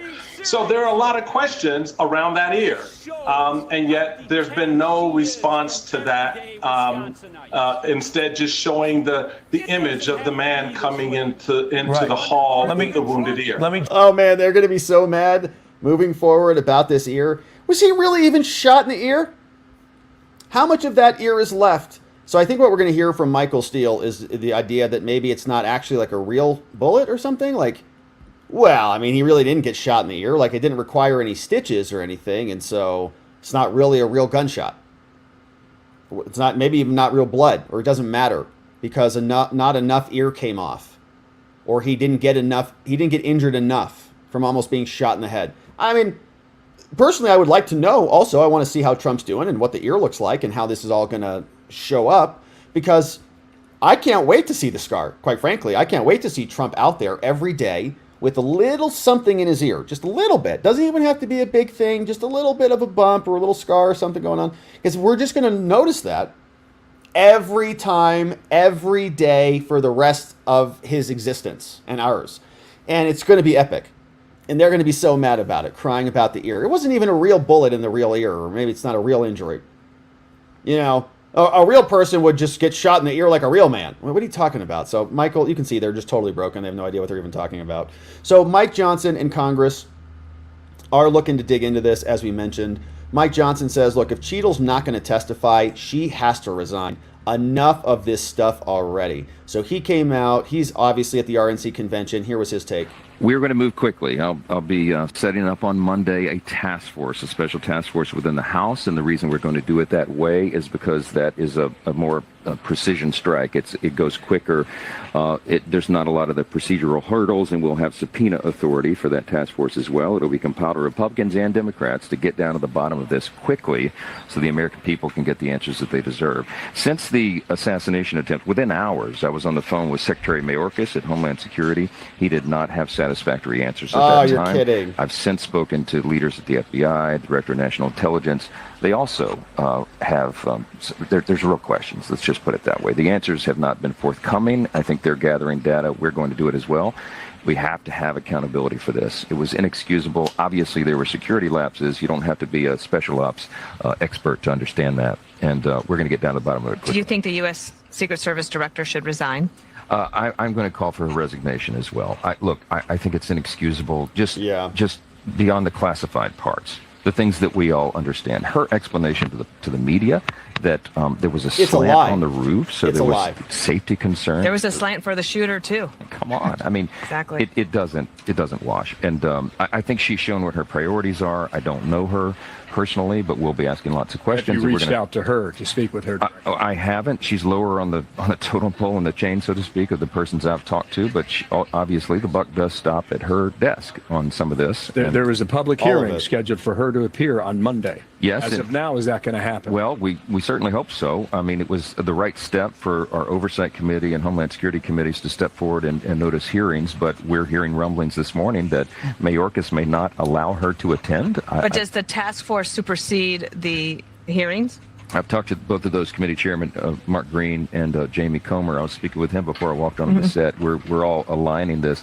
I'm going to take it into the Speaker's office so that we can streamline this thing and move it quickly, but those guys will be intimately involved in it. When you say move it quickly, America says Congress? Yeah. Quickly? Yeah, well, right. Look, there's a lot of procedural due process. There's a lot of steps that are taken in a full committee, an oversight committee hearing of an investigation of something like impeachment. I think this is a finite set of facts, a very important set of answers that we need to obtain, and we're going to do it quickly and in the most efficient way possible. And there's plenty of evidence now with the cell phones. It's not like 1963 where it took 44 weeks to do an investigation as to what happened to it. Great point. Quickly. Oh, it's going to take forever. Okay, yeah, it's not going to go fast. This is our government. So the House Judiciary, next week, they are going to also be having Christopher Wray come out. We're excited. A lot next week is going to be busy. We got a hearing to examine the FBI's investigation into this. So Director Wray is coming out. It's going to be a lot of the same. The same crap they always say. Oversight is happening July 24th. That's Wednesday, 1 week from today, 10 a.m. Eastern Time.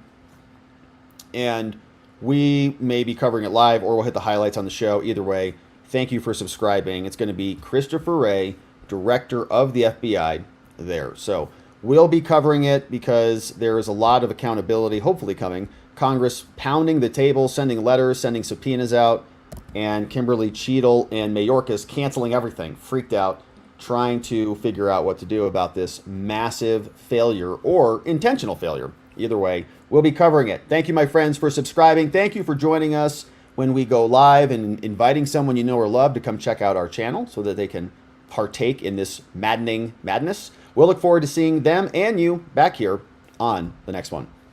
All right, my friends. Well, that is it for us on the day. We got 3 good segments in the can. If you missed it when we first started, we talked all about whether there were 11 shots or 9 shots or 10 shots. We looked at some new information that's come out about the bullets that were flying around on J13. We heard from another classmate. Check back on that one, decide whether he's credible or not, what you think about it. We played the clip. We also know the local police pushing back majorly against the Secret Service, saying they're liars.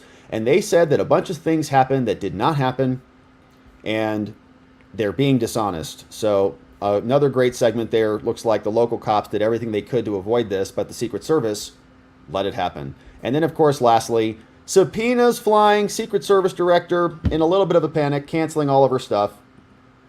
And so we covered some good ground, my friends. Now it's time to hear from you. And let's see what you say about all of this and more on this incredible Wednesday, my friends. I know the RNC is going on right now, so I'm grateful that we got to spend some time together here today.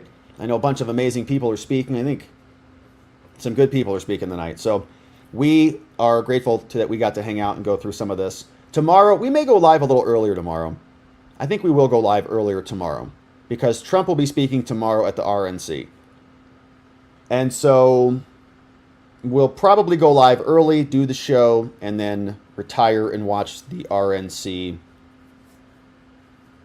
offline, because everybody will be watching that. Okay, so anyways, that's the plan. B-Man, what's up?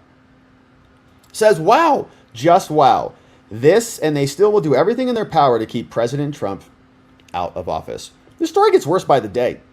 Now the Secret Service is not just incompetent, but they're also liars. It's pretty interesting how that developed so quickly. Thanks for that, B-Man. Tony Hay Munkets is bringing in a bunch of membos. Check this out. 1 membo there, another one there, 5 coming in on that one, and 5 coming in on this one, and another one coming in on this one. And so let's welcome in these newest of membos. We've got Dreama A. We've got Melissa H coming in. We have Lady J, Corpus Juris, Loudy Eddie, Lisa Gray, and Marin in the house. We got Pix Langer, Jacob H, Ryan E, Diablo Blanco, and Beer in the house, along with Connie C, all gifted membos, courtesy of Tony Hay Munkets, bringing in new membos. Hey, Timmy! 1960 just became a new membo over on the tubes, and we love our membos. We do great members-only morning streams. Some people say they're even better than this stream. I think maybe they say that, I don't know. But come check it out. It's a lot of fun. Either on YouTube or on Locals. We're grateful to have our membos. And if you just became a membo, definitely check out the stream from this morning. We had all the RNC highlights, and we talked about our demented President Joe Biden. What's up, Granny Joe? Says, membo for 5 months, loving the RNC convention speakers. There were some good ones, man. DeSantis had a good one-liner about Weekend at Bernie's. Even Nikki Haley was out there yesterday. Oh, gosh. Alpha She-Wolf says, I'm so happy to be among friends. You are. I hate to say it, but you're in a safe space. Thank you for all that you do. Thank you, Alpha She-Wolf. Good to see you, Alpha She-Wolf. Thanks for being a membo for 14 months. That's a long time. It's almost 2 babies. We got this one from Jennifer. Says, it irks me that Cheatle was only willing to do a one-on-one interview when she should be answering questions in front of the whole press corps. Yeah, and in front of Congress, too, which hopefully she is on Monday, now that she's got a big fat subpoena landing on her desk. Thanks for that, Jennifer. Voice of the People says, I'm amazed how fast the people pick this narrative apart. Collective weaponized autism works, which is a fun internet meme. The weaponized autists, right? I'll just like see through the matrix. Put together the truth. And yes, it's great to be in good company. Good to see you, Voice. We got this one. Angie Warren says, awesome, Rob, and everyone. I love you all. Angie, I love you back. 14 months as a membo. That's a long time. We've seen some serious business here, and we're just warming up. So thanks, Angie. And we love you back. Voice says, wait, 2016, he would have been what, 10, 12? Dude sounds more credible, but that is still sus. Yeah, on a lot of those interviews with the people that we hear from, we don't actually get a lot of background. They just kind of jump into it. They start talking about that person's demeanor and how they comport themselves and everything they know about this person, but we don't know how they know those things. It just kind of comes out. Charles G, what's up, Charles Gant, says, the authorities have access to software. They use NCC for events that can provide them real-time updates from all social media, video, tweets, etc. in a geofenced area. It should have been in use. Yeah, I wonder what that would have done.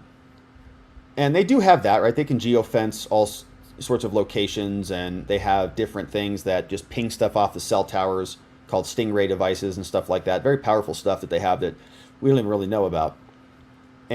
Or we do know about, but it's some of it we don't know about.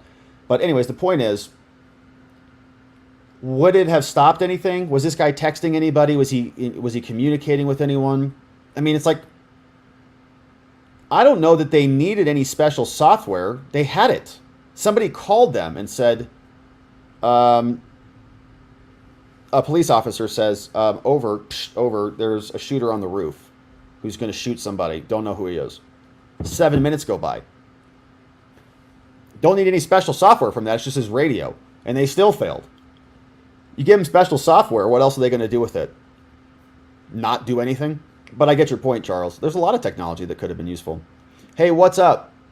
Hey, Navarro's out. Oh my gosh, Navarro's out. He's speaking at the RNC right now. All right, if you've got to bail to go watch Navarro, that's going to be a good one. We'll have the highlights on all this tomorrow. We got silver umbrellas in the house.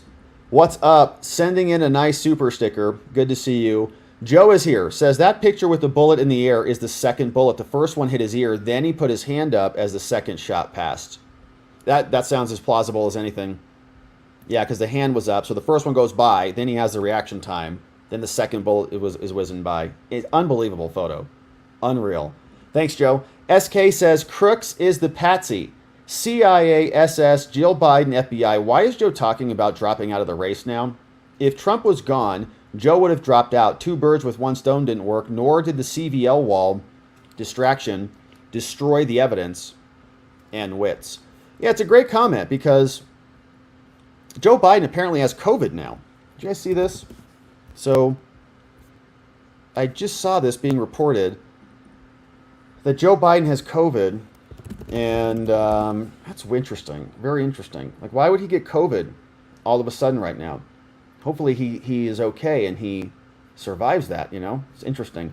So here is this comment from SK. Yeah, Joe Biden tests positive for COVID. It's weird. Didn't he get the jabs? How come this happens? I don't know. He's got mild symptoms. So he's not going to be able to do any interviews. He's not going to be able to do any campaigning and for the next 2 weeks, 14 days. And the DNC is going to do a virtual nomination in August, early August. So Joe Biden just pulled out the COVID card to run out the clock, didn't he? Isn't that fun?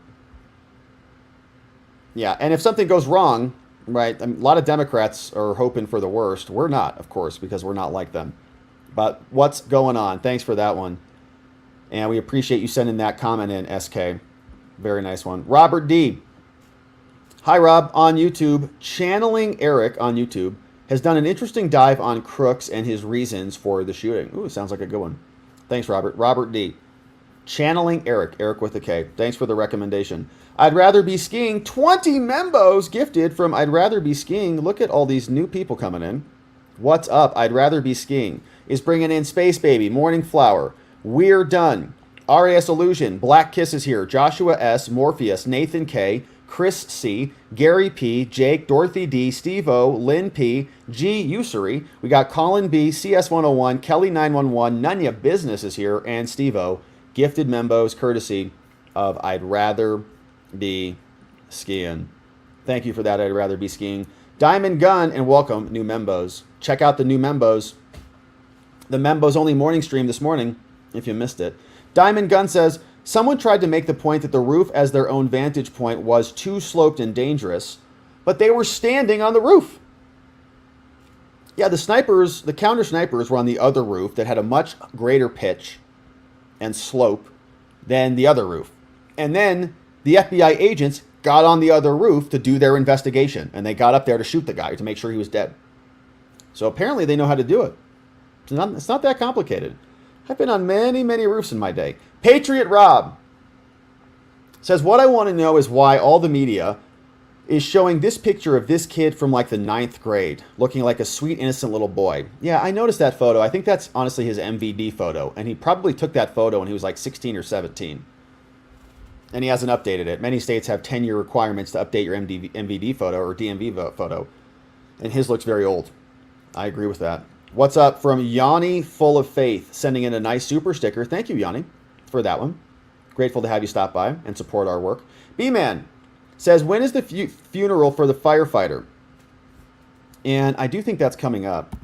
So Corey, funeral details announced. Ah, yes. Scheduled 2 p.m. So Corey's funeral scheduled 2 p.m. A public procession, 2 p.m. Thursday in Freeport, Pennsylvania. Visitation, 2 p.m. Private burial will follow. Looks like it's going to be tomorrow.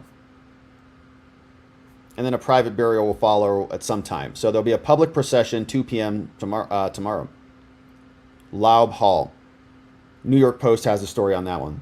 So that's the update. Rick, what's up? Says, what time frame did he fall and hurt his ankle? So before the shots were fired, I wanted to say, if I had to guess, like 7 minutes, if I remember correctly. Fell, called it in. They still couldn't figure it out. Hey, Diamond Gun is in the house. What's up, Diamond? Bringing in new membos, including these new membos. Let's see. Diamond Gun is not bringing in new membos, has just only been a membo for 10 months. Says Cheatle agreed to Comer's subpoena on July 22nd. Thank you, Diamond Gun. That's a baby +1. Awesome. So we'll hear from her. That's good news. Rick's in the house. Says, check the Trump video on Soul Train in the 80s. Sounds like a good recommendation. Thank you, Rick. This one from Flag Drop says, Google, Apple track every inch you walk. It does it even with airplane mode. Easy to track his movements. No way a 20-year-old has no digital footprint. Yeah, I have a hard time believing that too. It's like, don't you need even a Facebook to like get a school Facebook group and stuff like that? Like, you kind of have to have some of these things. Unless his handler made him delete it all. Hey, K-Bean says, don't be like the left, my friends. If this kid was recruited and groomed by a professional, the parents wouldn't have known. Dad only suspected after he heard Trump was shot. Act decent and with empathy. Yeah, I think that's a good take. I don't know that the parents have any... You know, I think if you're a parent, this would be the most horrific thing. I think a lot of parents are horrified. They're not responsible for this, but we did see that one situation with the Ethan Crumbly, the Crumbly families, right? They got convicted for kind of enabling their son to do that school shooting, both of them. I'm not saying that's the situation here. I think in most situations, the kid does, parents are not responsible for the actions of their kids. And so I agree. I think the parents are probably they just lost their son. They just lost their kid. He went absolutely nuts and did something insane, and who knows what was going on. Who knows who he was working with or enabled by. But it was certainly something. How could a 20-year-old get all of this done on his own? Good question. Yanni, full of faith. Another super sticker. Thank you, Yanni. Appreciate you sending that one in. This one came in from Old Watchman. Says, Tucker Carlson's response to the Trump assassination and the attempt, J.D. Vance, VP for Milwaukee, 7:15, great 40-minute talk on his YouTube.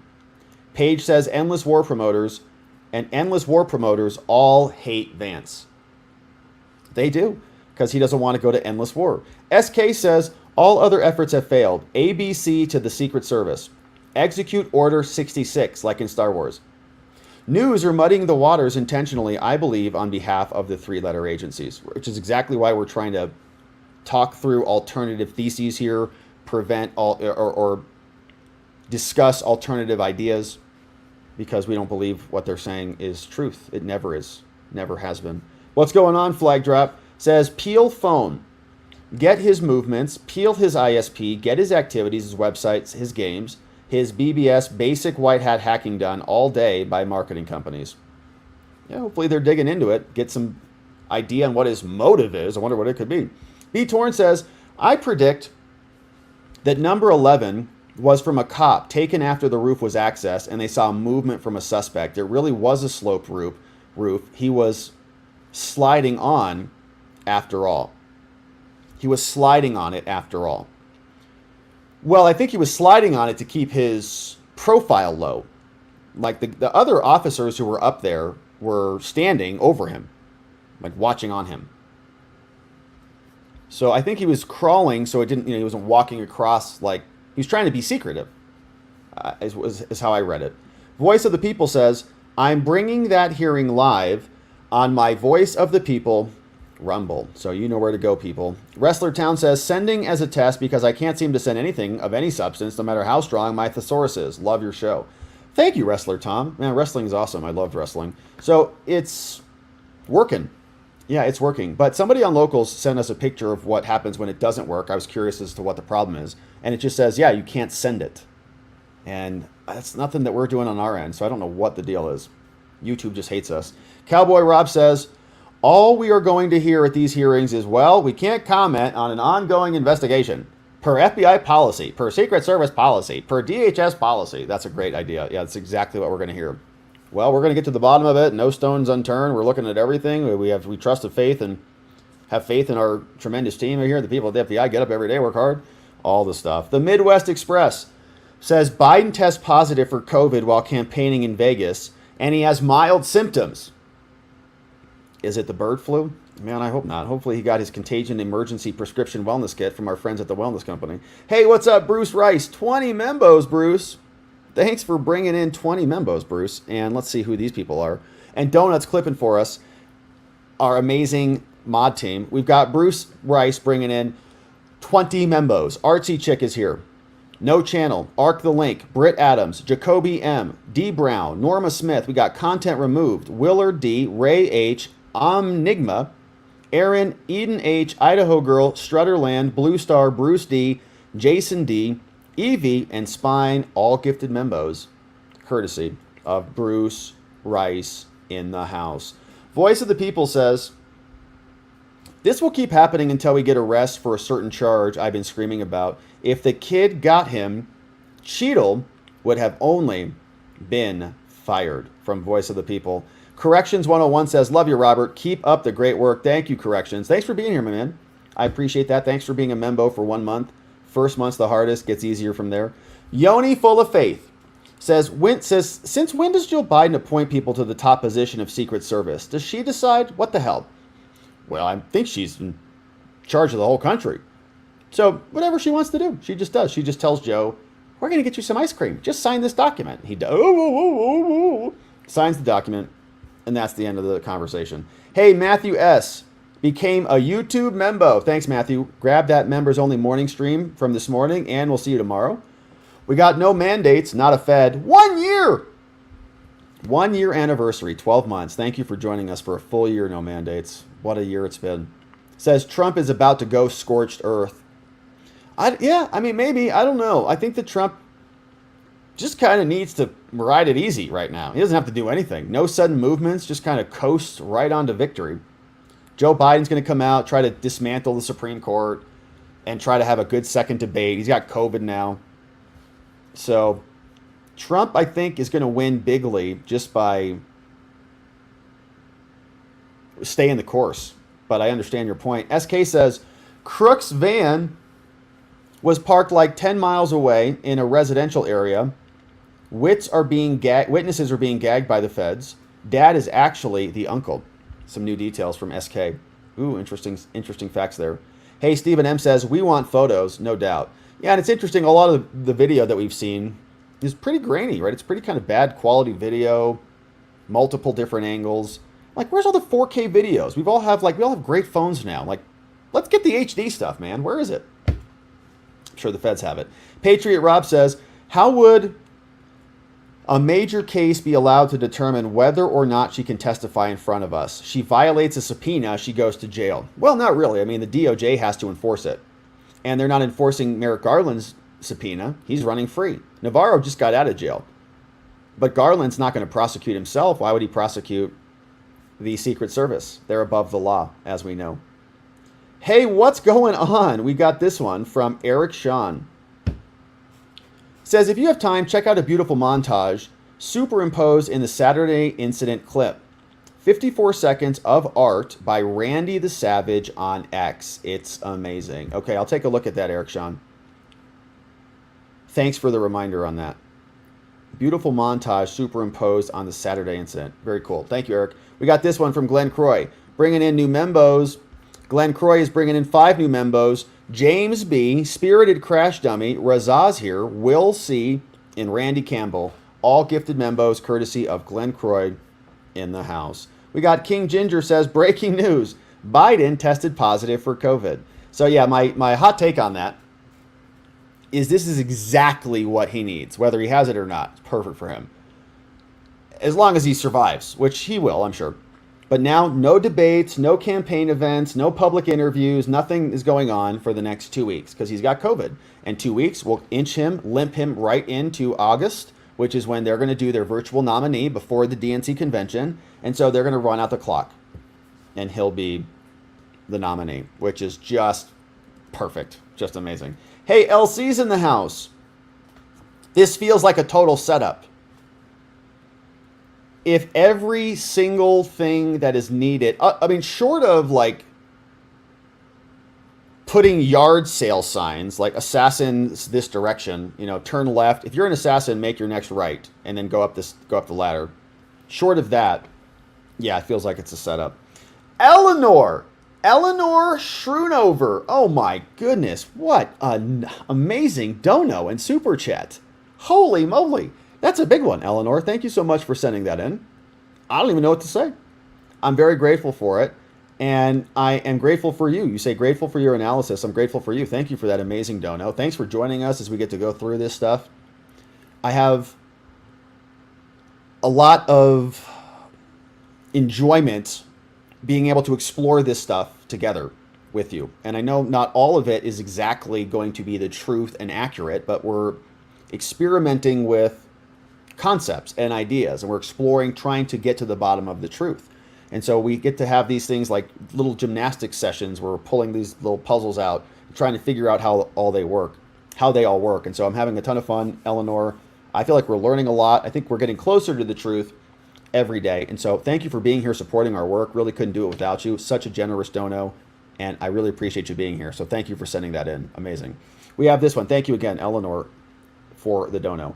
Yanni, full of faith, says, hey, a YouTube membo became another membo, and glad to have you. Grab those membos only streams. Count Drago says, have you seen Kim Iverson's assassination attempt, saying it's not adding up? No, I haven't seen her analysis on it, but Kim Iverson is brilliant, and so I'm sure it's amazing. This one from Jeffrey Adams says, Rob, I think Jack filed an appeal today in the South Florida case. It wasn't the full appeal or the appellate memorandum, but it was the notice of the appeal. So it's like one sentence. I was going to, want to cover that case, but it's like one sentence.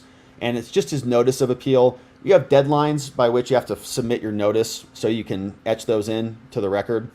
And that's all he's doing. But it's nothing substantive or interesting even, other than just the notice. Thank you for that, though, Jeffrey Adams. It's true, he did. So the appeal will be taking place. We've got this one from Jerry A. New membo. Amazing. So grab the new members only stream from this morning. It was fun. This one from Gen X Ben says, here's a gift from the future. It's the 18th in the Philippines. Man, it's crazy. Living in the future. You're living in the future. What's it like? Tell us what happens in the future. Our friends from the Philippines. Thanks, Gen X Ben. Yanni says, as a member, how do I choose an emoji? Well, I don't think you can. You mean like in the chat? Yeah, so I think it's just a button. There's just like an emoji button. And just pick whichever one you want. And drop those in the chat, Yanni. Thanks for becoming a membo. Chris says, hey, buddy, how are you? I'm good. Every day is a blessing. Chris, I feel the same. I'm also good. I'm very good. I feel like every day is a blessing, too. Been getting back into my practice. Remember I talked about my existence system a long time ago? And I shared that with you guys.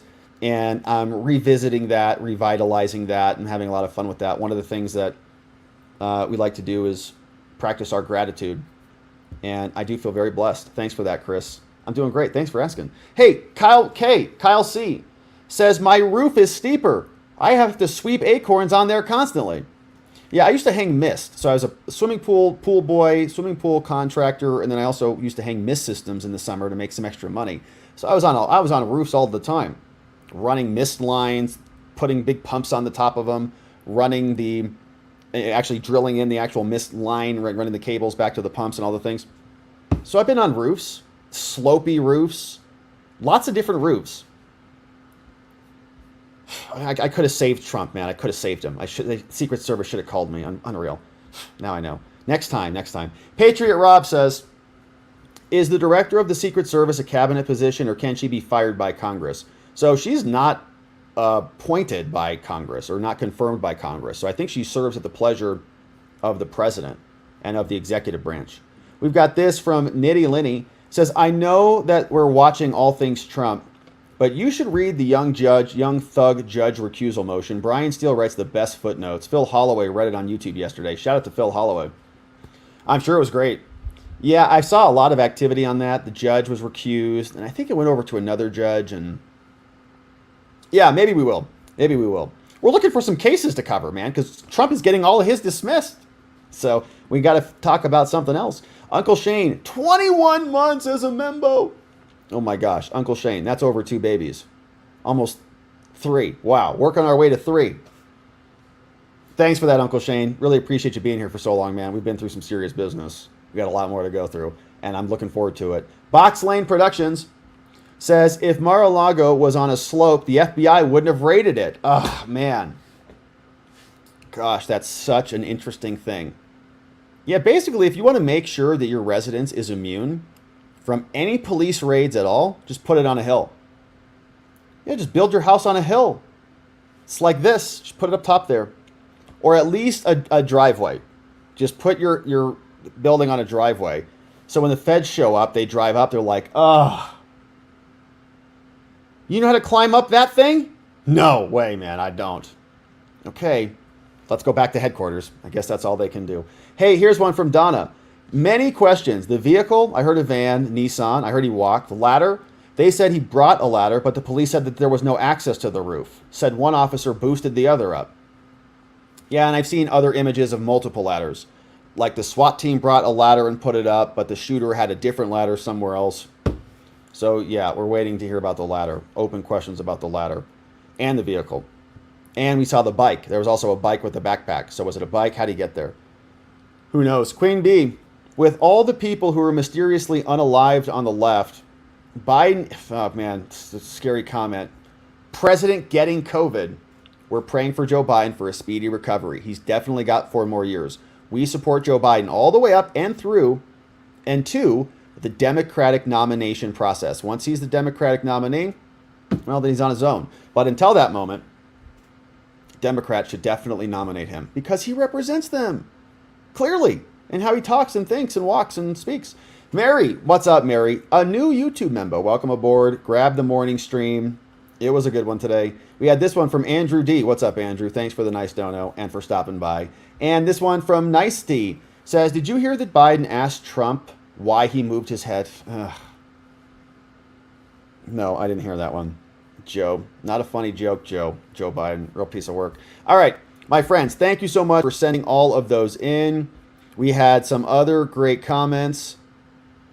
Here's some funny ones. Over from X, we had our friends.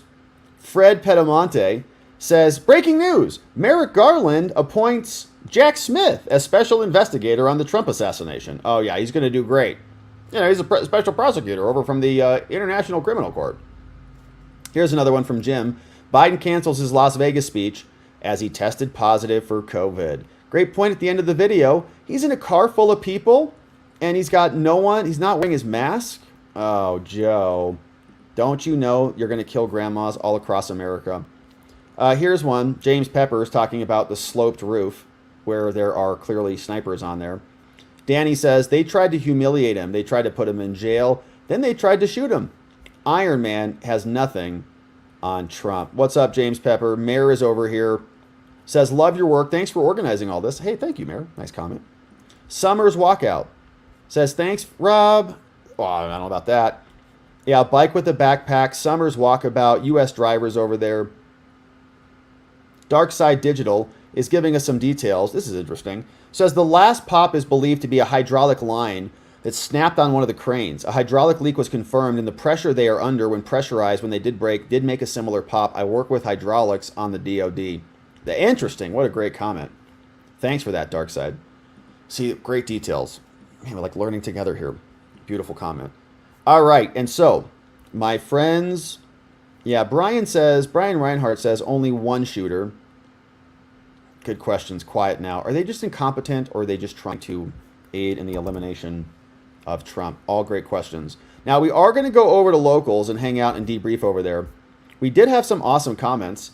Let's say what's up to some of our friends over here on locals. You can join us on locals. We'd love to have you join us over there. Knox is sharing this one. Says, political analysts agree that the winner of the presidential race will probably be the one who survives until November. Yeah, they're trying to shoot Trump in the head. Joe Biden has COVID and dementia. So, yeah, it's like a movie. It's like a Hollywood movie. We have no idea what the heck is going to happen. Tough times. Schnookums is in the house. What's up, Schnookums? Says, whatever happened to just firing 3 shots into the air to alert special or local forces? Good question, Schnookums. Yeah, they could have just gotten Trump off the stage. We have an active shooter. We have a possible active shooter on the roof. Get him off the stage right now. Viva Maga says, you know, those dang slope roofs are so difficult. Look at this assassin. You guys see this assassin here? He's just about to eliminate the farmer. He's been plotting up there all day. Only top assassins can get on a roof like that. All right. So hopefully he makes it. The farmer makes it out. Schnookums is here. Don't understand the placement. The cluster of over 1-story structures with a view of the speaker's platform seems to have 1 square of roofing higher than the others. That position with overwatch on all of them should have had at least 1 local officer as an observation point with comms to the feds. From Schnookums. Yeah, interesting. There's a lot of disagreement about that. Where was the actual shooter? Was he closer to one side or the other? And it matters because there was a tree that might have blocked his line of sight. And I've seen different even graphics from the news agencies that some people will put him towards one end of the building, others on the other end. Former says, just count the expended cartridge cases from all of the different firing positions. They always account for the brass at the crime scene. Even rookies know that. Easy peasy. Yeah, I guess if they can find them all. I mean, if they're looking only in one area. Yeah, hopefully they do, former. A lot of stuff is easy peasy. Like putting someone to cover the building. They didn't do that. This old guy says, Biden just tested positive for COVID, Fox News reported. We wish him well. Hopefully he has a speedy recovery. Gets back on that campaign trail. The Rubo says, Trump just spoke at the RNC. We just shared it. He did! We missed it. Thanks, the Rubos. B.H. Williams says, I predict a number of tax audits, criminal civil rights charges, and other federal actions in the future of Butler County officials. Yeah, certainly the people who shot, might have a claim against the government for gross negligence civilly. Especially Corey. Misha says there seems to be very little info on the other 2 injured people. They were standing, where they were standing, and if bullets were retrieved for matching. You're right about that. Yeah, I found the name. I saved it on the mind map, on the Trump mind map of somebody else who was apparently injured. But you're right. We have not heard much from them or their locations. Flagpole guy says 248 years of a republic getting beat to death by communists and willful idiots. Let us look to the spirit that guided our founders, and they fixed it. Flagpoleguy.com installing beautiful flags all across the fruited plain of America. Do you need a flag? Get yours from Flagpole Guy at flagpoleguy.com. Man, we love flags, so put them up, man. Here's one. Short sales on stocks doubled the week prior to the assassination. Another one from Flagpole Guy. Roy MC says, I'm waiting for certain people to demand the identity and the prosecution of the marksman who fired the kill shot. Yeah, and we're waiting for them to prosecute Trump, too, for causing his own assassination with his dangerous, violent rhetoric. JPB and AZ says, on a different topic, but it's been bugging me, since the Supreme Court Jack has illegally stolen $24 million, what's our recourse as taxpayers? Well, just to eat it, basically. Thinking how should reduce the DOJ budget by at least that amount as punishment. There's a lot of money totally wasted. Yeah, that was, I think, an idea we kicked around. Reduce their budget. I don't know. Civil forfeiture of Jack's car in his house. And all of his wife's clothes. Whatever. All of it. It's all coming back. Whatever. But certainly reducing their budget would be a good start. Knox says, kudos to the local cop who told a true story. The feds do not allow locals to run security for a federal election event. Yeah. obviously. And then they turn around and blame him. Oh, you guys really screwed this up. They're like, what? What? You told us not to do anything. Chubby says, that sounds like a no. Yeah, I'm not saying no, but I'm also not saying no.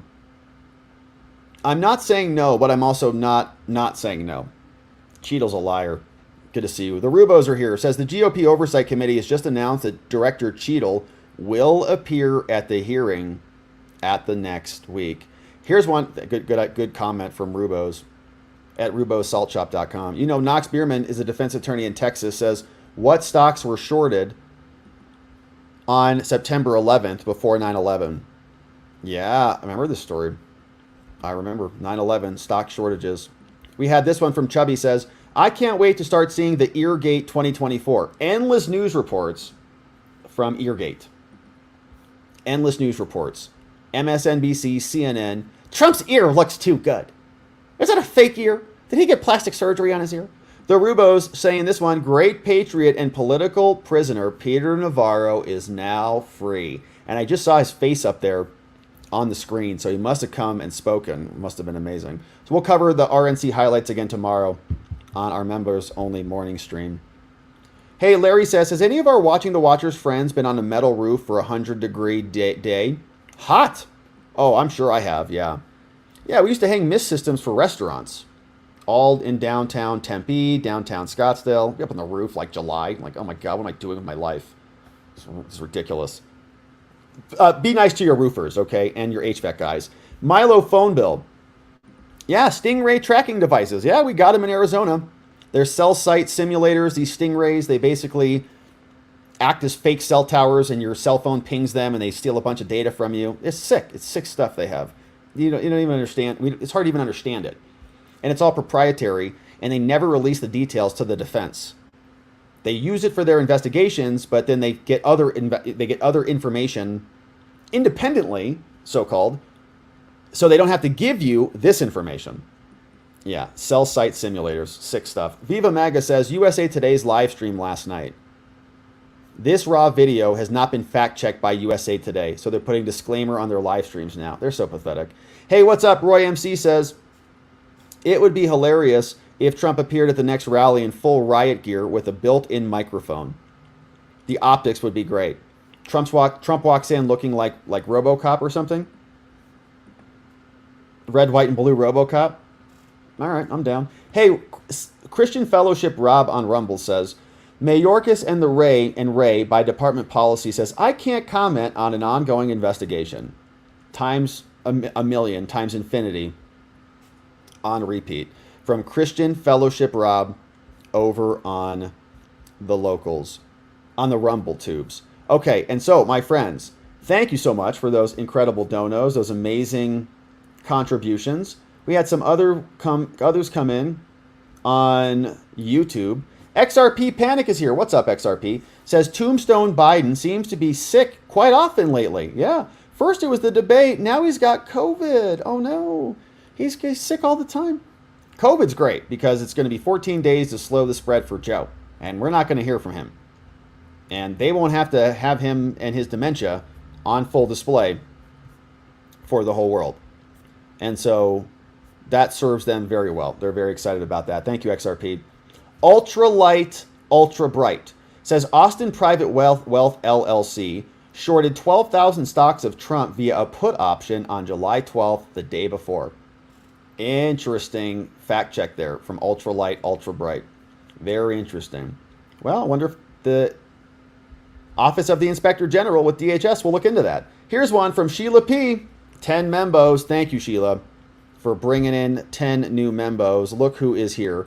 NH Mountains, Texas Beast is here. Robin Voice, we got Holly P, Scott J, Les Paul Jr., Karen Mason, Super Iron Bob, 45 Dodging Bullets is in the house, and A Job Done Well. All gifted membos, courtesy of Sheila P. Thank you, Sheila, for bringing in 10 new membos, including our newest membo, 45 Dodging Bullets. We got this from LC's here. Says, thanks, Robert. Love your show. I learn a lot. Thank you, LC. I learn a lot, too. I really do. You know, assembling the show, going through it together, getting feedback from you in real time is very educational. I learn a ton. And I think I'm personally better for it. And hopefully we're all the same. So thank you for that, Elsie. Appreciate that one very much. My friends, I think that is about it for us on the day. And so we are going to go over to watchingthewatchers.locals.com, and we would love to see you over there. We're going to debrief, hang out for a bit. We do members-only streams there in the morning. For members on YouTube, we do streams on Saturdays as well. And so we'd love to have you join us for those things. We also want to thank our mods and our meme smiths who mod down the fort for us out there. You know who you are.